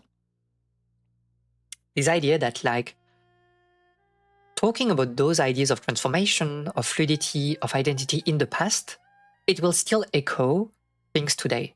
And that's like the reason why if you play Silent Hill F, it's not a game that like is telling outright that it's a feminist game. But how often do you have games that are talking about like those things? How often do you have games that are giving back all the agency to girls, to women, that are focusing solely on their desires, like in big games, and that are relentlessly talking about like the oppression that they feel like every day. And to that extent, like just everything can be then reinterpreted towards like, a progressive lens. It's not a game that is talking about like LGBT issues per se, but it's very easy to reinterpret the game in that way.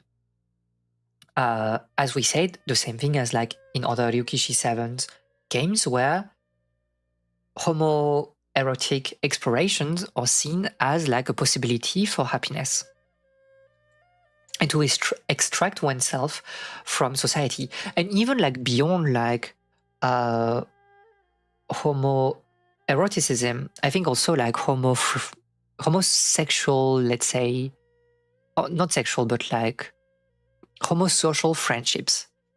Just like the drive to like spend time with people of the same gender as you in a very intimate way, just as friends, but they're being very like accepting of everything, supporting each other. That is like a very like radical message to have nowadays in a society where like, again, traditional like social bonds are collapsing.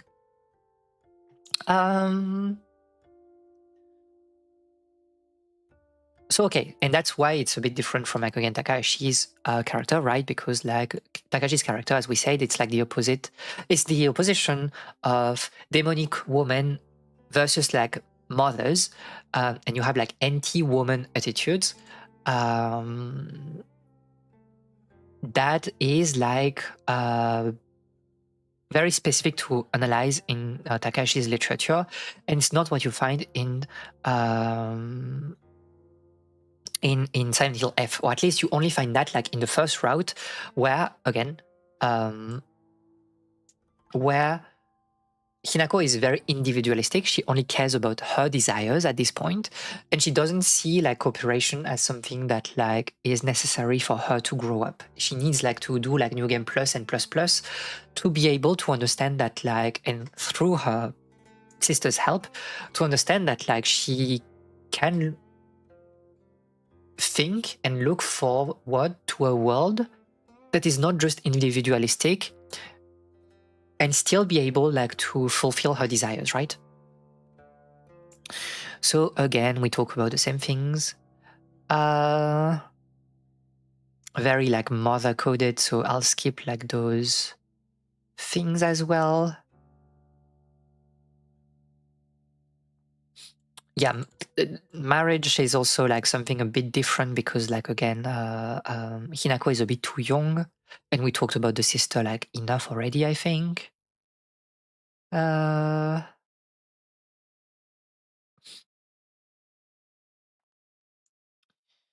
don't want to talk about like those like psychology theory, just because Silent Hill F has been released in 2025, right?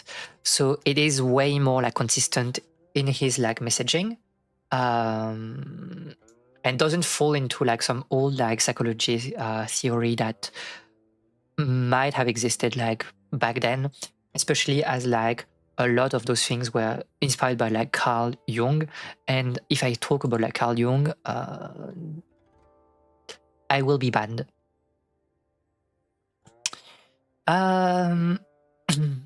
Yeah, they're all sexual like rivals. We talked about like Rinko, da-da-dam. Talk about like the whole like twin double thingy. I don't want to talk about it because there's not much in like, there's not that, I mean, yes and no. Okay, yes and no. There's like a very interesting log. Wait, I can probably find that like to show you. Silent Hill F Hinako journal. Can I find like all the journal entries?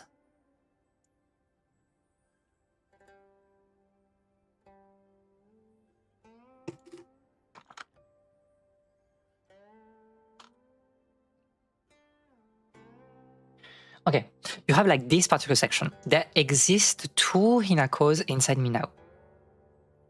Shimizu Hinako, whom I have always known since birth, and Hinako, a woman who is trying to steal my body from the old me. It's like an alien is trying to take over me. If this where space was, my partner should be coming to the rescue, but there is no sign of him. Okay, so the game is never really, I think, expanding on that too much. But in my opinion, it's one of the most interesting lines, I mean, journal logs in the game. Because we need to identify who are the two Hinakos, right? Shimizu Hinako is the one she has known since birth. So herself as like, you know, the girl that met like through being young, have like tomboyish like agencies, or tomboyish behaviors, that is just like, you know, doing her things, being happy, making things that like she likes. The other Hinako is a woman who is trying to steal her body from the old me. My perception of it is that like this Hinako is actually like the one that is forced to fit into like the social expectations of a woman, which is why also you have like this idea of a woman and not a girl. right? Since birth, a girl, a woman. And this Hinako, in my opinion, is like her going through puberty. Because she steals her body, right? So she steals like her, to some extent, ungendered body through like puberty and through like her chest growing and more like feminine like attributes that are showing up on her person, right? Like her forms or transforming, her hips and stuff. And this is like a takeover, right? And to that extent, there is like a conflict between like her old self and the new woman she is turning into. It's just that like, contrary to here, it's not the same type of like twin experience, right? It's more so like two different like entities that are like fighting each other. And obviously the goal of the game is kind of like to try to find a way to reunite them.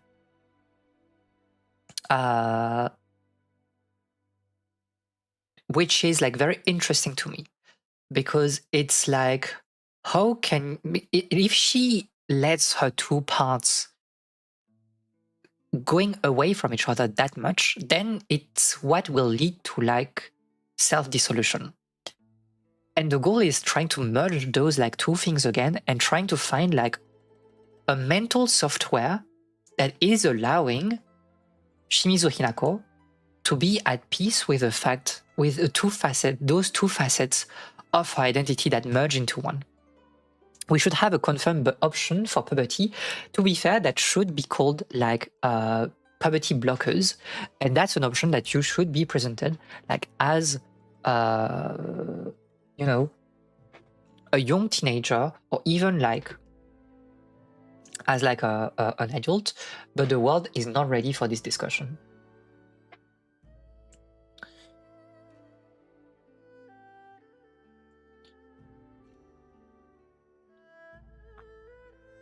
So then the discussion is very specific about like Takahashi's writing, so we'll skip over that.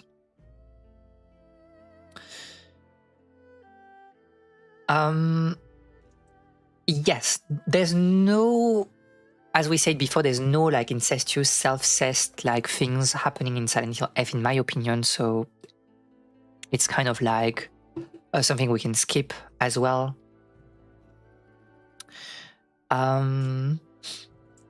What is interesting here is they say the husband plays the dual role of a villain and savior. That is exactly what is happening to Shudo. And you have seen here, right? My partner should become to the rescue, because it's like my partner, right?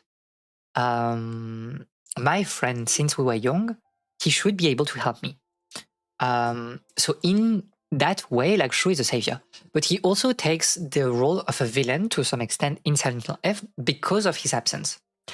At some point, like he becomes absent, and that's why like she will also, like Hinako will also dispose of him in her fantasy world by hanging him. He dies like as a hanged man. And there's like this relationship, you know, this like conflictual relationship with like masculine like figures.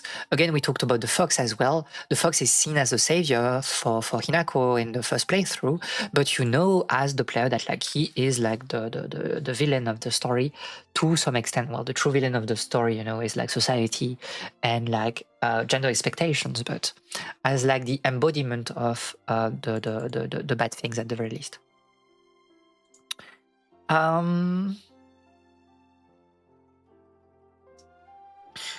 So yeah, then they talk about like a big thing in like Takahashi's fiction. We talked about it just before, about like an older woman acting as a mother and lover for a much younger man. It doesn't happen here, obviously, because like Hinako is too young. Thank you for coming, like Hishi. It was very nice having you here, and good luck for whatever you have to do today. Good end of day. Thank you for coming. So yeah, there's nothing really like that in here because Hinako is too young, so we can skip over that. Actually, yeah, it's a long discussion about it. Doo-doo-doom. And kind of what we talked about with also the doll love, right? This idea of like, you know, taking a plant as like a substitute for her lover or whatever.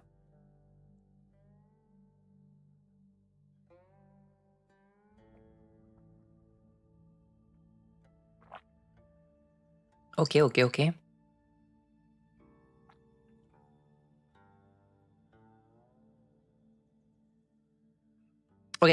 Very interesting that though. In a literature that makes extensive use of the fantasy of boundary dissolution as a metaphor for liberation from polarized categories of thoughts and behavior, sadomasochism serves as an apt, if controversial, model and metaphor for a violation of personal boundaries that result in a more fluid concept of subjectivity. And here, to some extent, so she is not like necessarily torturing other people, Hinako, but the scene of her. Again, I cannot show that like on stream. I think it's too crazy. But the scene of her transformation, there is some kind of like pleasure that she takes from it. Like her arm, which is like the first thing in the ritual. Again, she cuts her arm herself. And you need to understand it's not like, oh wow, she's like showing the saw and then we have like a fade to black like immediately, a cut to black immediately, and then you hear a scream. She's not screaming. She's not even screaming. She is just like cutting her arm, and you see that actually on screen, and it lasts for 1.5 minutes. It's a very disturbing sight. And she takes pleasure in that. And again, you find this idea of like, here, Sado, maybe masochism for sure, as like a way of violating personal boundaries, here not of other people, but like of herself. And of like choosing what she wants to be.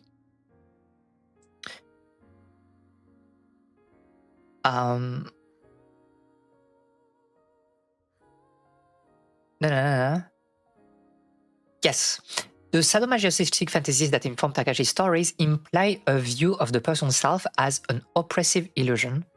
When dispelled, yields an ecstatic sense of merger and an expanded dynamic self-concept. So basically, it's like linguo to say that like, in the real world, she's limited by her body, but in her fantasy, being like masochistic and like cutting her arm to like, you know, replace it by like a fox arm, cutting her face to replace it by a fox face, this gives her like control and pleasure to explore herself, self-concept, right? Because she is dispelling her body that is like the body of like a, you know, traditional woman. She is basically destroying Hinako, the woman who is trying to steal her body, and getting like her agency back by changing it into like her desired self, which is here like the monstrous self like of a fox. So erotic domination, but like more so on herself more than like on other people.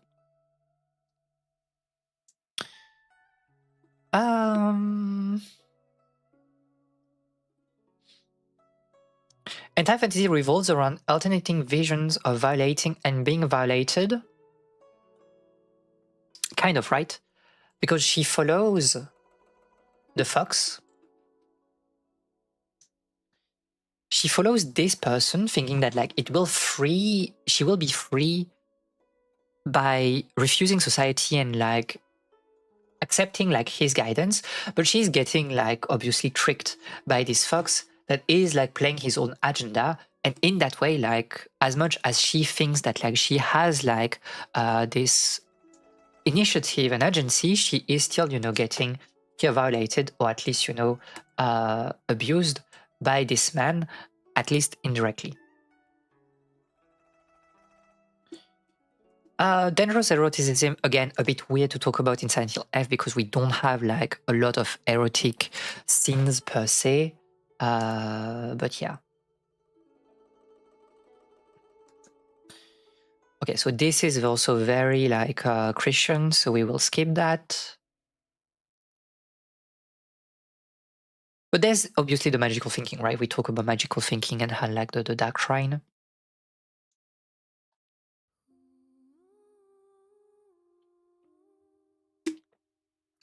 Although more than like the staircase that like the spiral staircase that like Masako has to like climb to like reach like a new sense of like belonging.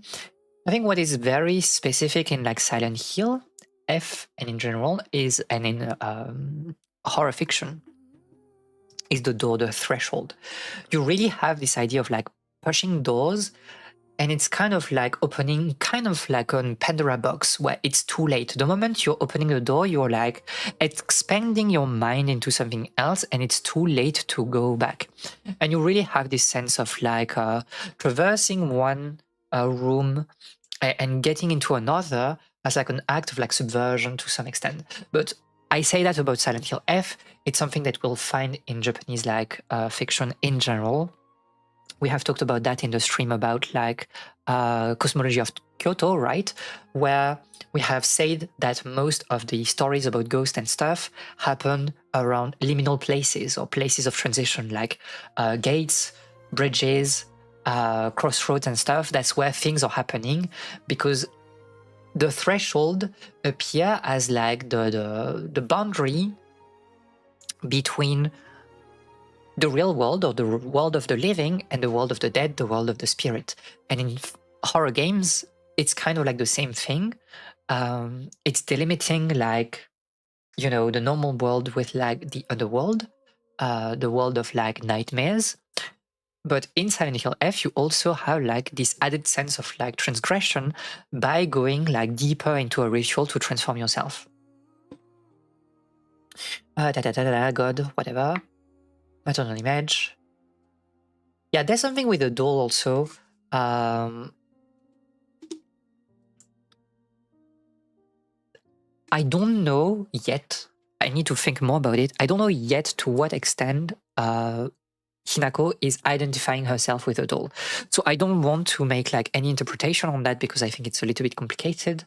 But there's certainly something more about the doll, more than just like, you know, the American doll, like the American modernity versus like the Japanese traditions. But I need to think about that because dolls kind of like always have a connection to childhood, and in here the doll is like also like a marker of femininity, so I'm still unsure about the analysis.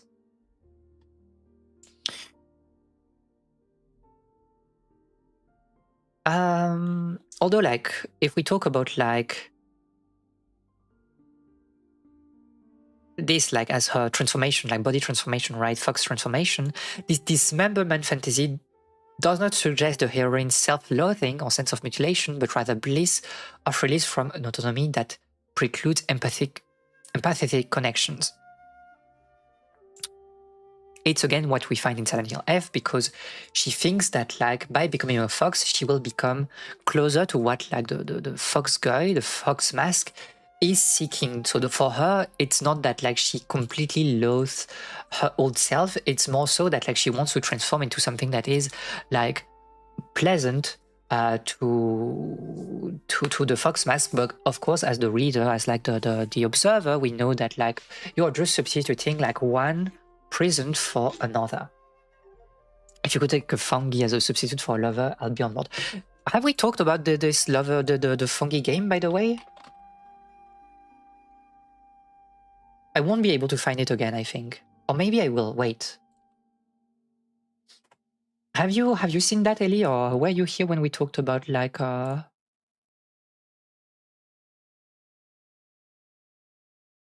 I'm sorry, I literally jumped into something else completely. Have you seen like Mushroom Musume? I think it's very much like a game for you, by the way.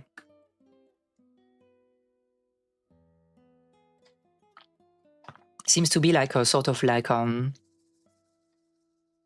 princess maker thingy, but like with like a, well, mushroom girl. So if ever you play it, you know, please send your opinion on the on the Discord server. Mushroom Musume.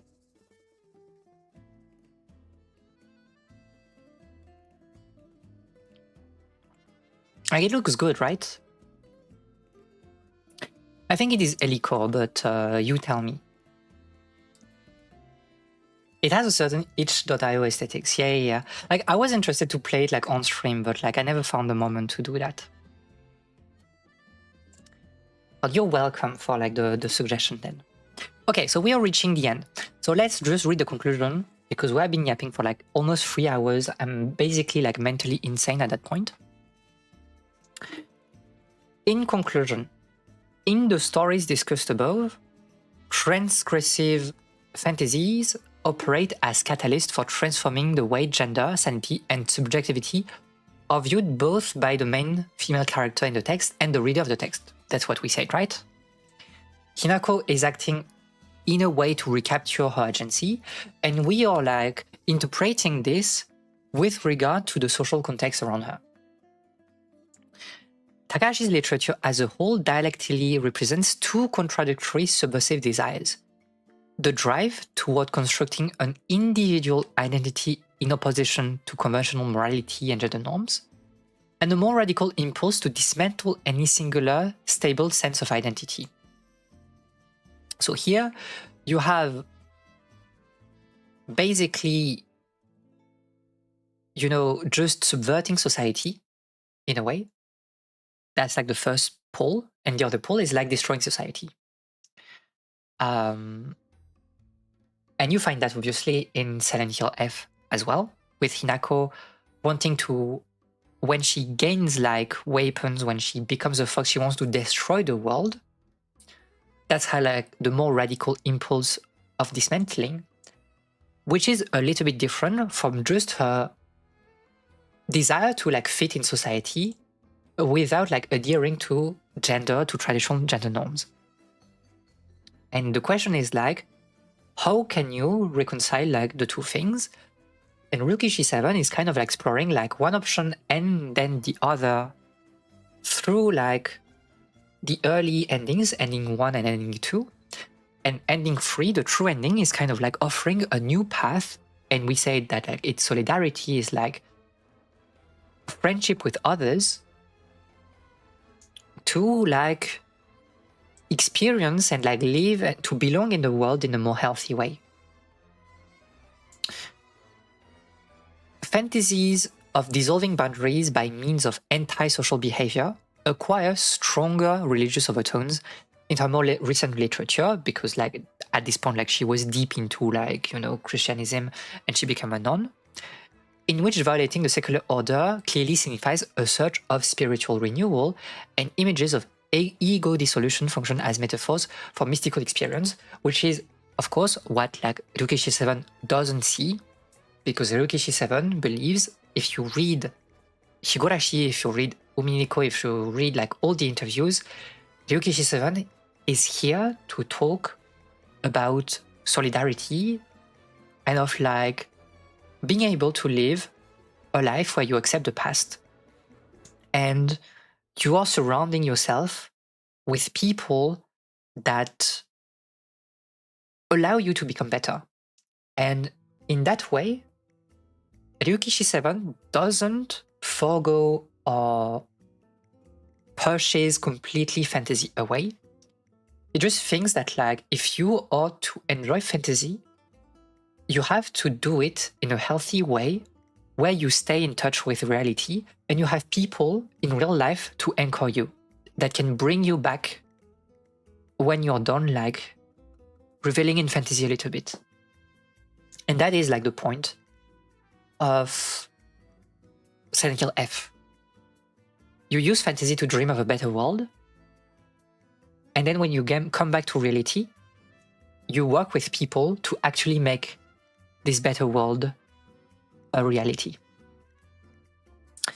And I think that like exploring Silent Hill F against like women's literature of that time, it showcased like deep similarities in methods and themes, but also like differences in ideology, and also the fact that like Silent Hill F stays a very modern game. It's a game set in the 60s, but it's a game that has been released 1 year ago, and that is very squarely and critically aware of the social environment it was released in. The trackpad on my laptop just died. Well, this stream will just die at the same time then. That was basically it for today. So we have been yapping a lot. I don't exactly know, what was the point of all of that. I think it was just me yapping, and it helped me also like gather my ideas for the video. But I hope that like you have taken a few interesting like bits from all of this, or at least that it was like not that insane to hear me yap for 3 hours about fantasy in fiction. But yeah, so I'm still playing the game. I'm still recording footage and stuff. So I don't know when the video will release. I hope that I'll start like working on the video like proper next month. And if possible, I want to have the video out in May, something like that. And then I'll go into like other videos again, and the cycle repeats like until I'm too tired to do anything. But fantasy and fiction, more like reality depiction. Welcome back to reality. I mean, in a way, am I not doing the same thing as like all those characters and stuff, Isn't VTubing a sort of like, exploration of fantasy to better cope with our reality? There's this critical distance between me and basically my model, but at the same time, this critical distance is harnessed to explore something new. And I think it's very interesting as well. And that's why like there's a reason why VTubing is becoming extremely popular on a side note, because it's like it gives you like this space of exploration, of gender exploration, of body exploration that you don't have like if you are not a VTuber, if you are just like a flesh tuber. And this space of innovation is like echoing all the issues with like individuality, subjectivity, LGBT and gender identity and stuff. And I think it's a very interesting topic as well. Anyway, thank you for yapping with me today. I need to go because my thing... wait, before we go...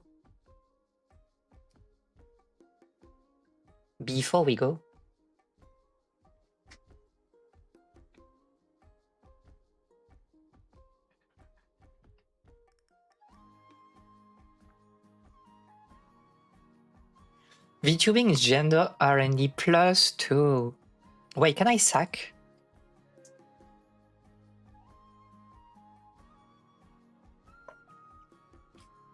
I think it doesn't work. There's something like smarter to do, right?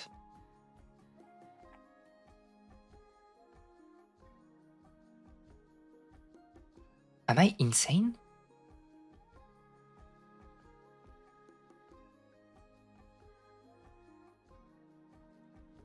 Chess flop. Am I insane?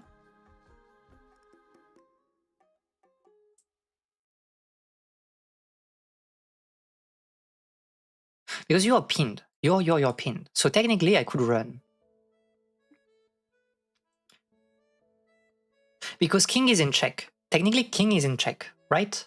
Well, is pinned also. So if you move king backward, I can just take. Take, right? Can I just run? Am I insane? No helpers. I don't know what to do here. You cannot take because it's... Wait, you can... Am I insane? Did I miscalculate that because I'm tired? You can... Take. Yeah, it doesn't work. It's like 2 attack and 2 pieces for 2 defenders, so it doesn't work. What the heck?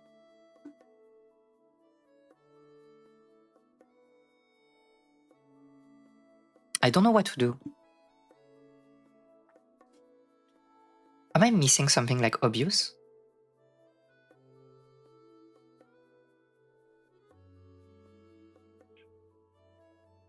I just want to push. Okay. So you push here because like if you take, like he cannot take. So do you run? Do you just run? I could just run, but I'm not sure about... I think I could just run because like if you push, then you're not protecting yourself anymore. So I can like take, right? That's crazy work.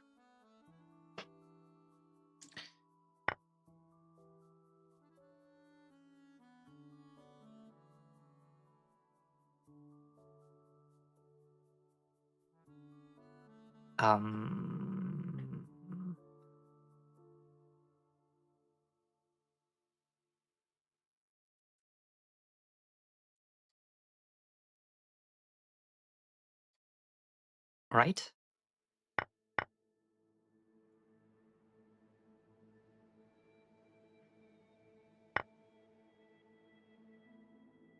The statue march of the pawns usurped the reign of the monarch. Still.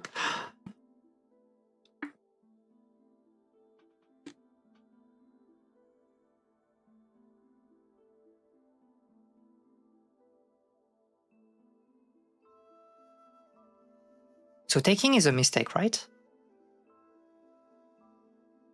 I think you can deliver mate, no? This. And there's no like counterplay, right? Wait, no. I need to start with this. Wait, do I have like enough? If I do...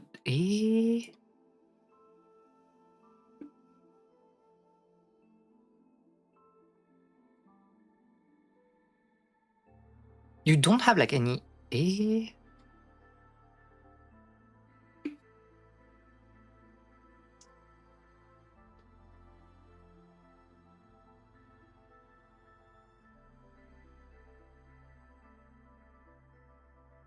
Should I just take like the queen? What am I missing? If I take the queen, you take here, right? But you can't follow up. Am I insane? Because you take here, I come back. And what do you do like this? I just go there and it's over for you. I mean, you can go up. Maybe I need to start with like I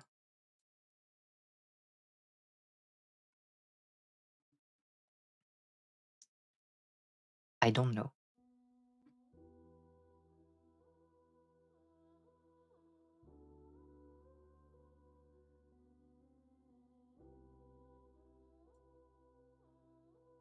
No, I guess I just do that. You take here and I win your queen.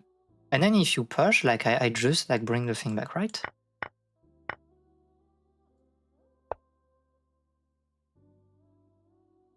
I'm sorry, we're doing 5 because we need to scare Sigrid away. I'm sorry.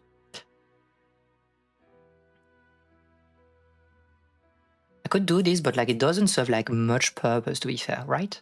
Or does it know? Because then I can... I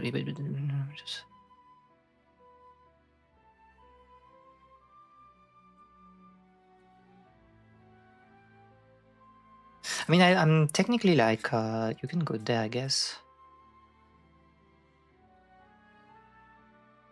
Things are falling apart now. I mean, I take one piece anyway. And then you can, I guess, go there to defend.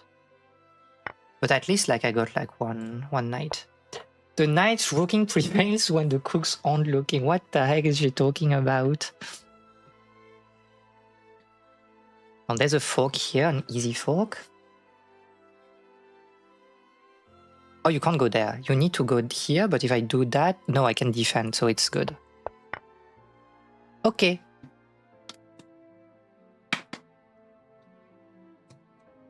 Famous bully someone with chess puzzles. Crazy Bluesky Twitter call out. Okay, that's enough. That's enough. We did enough. So thank you for today. I'll see you next week. I don't know what we're doing next week because we finished Broken Sword, so there will be no gaming. We might do some work. There might be some co-working stream, and then I'm just like, I don't know. I haven't decided yet. So, okay, look forward to the schedule, I think. I don't know. Thank you for today, and see you next time. I love you.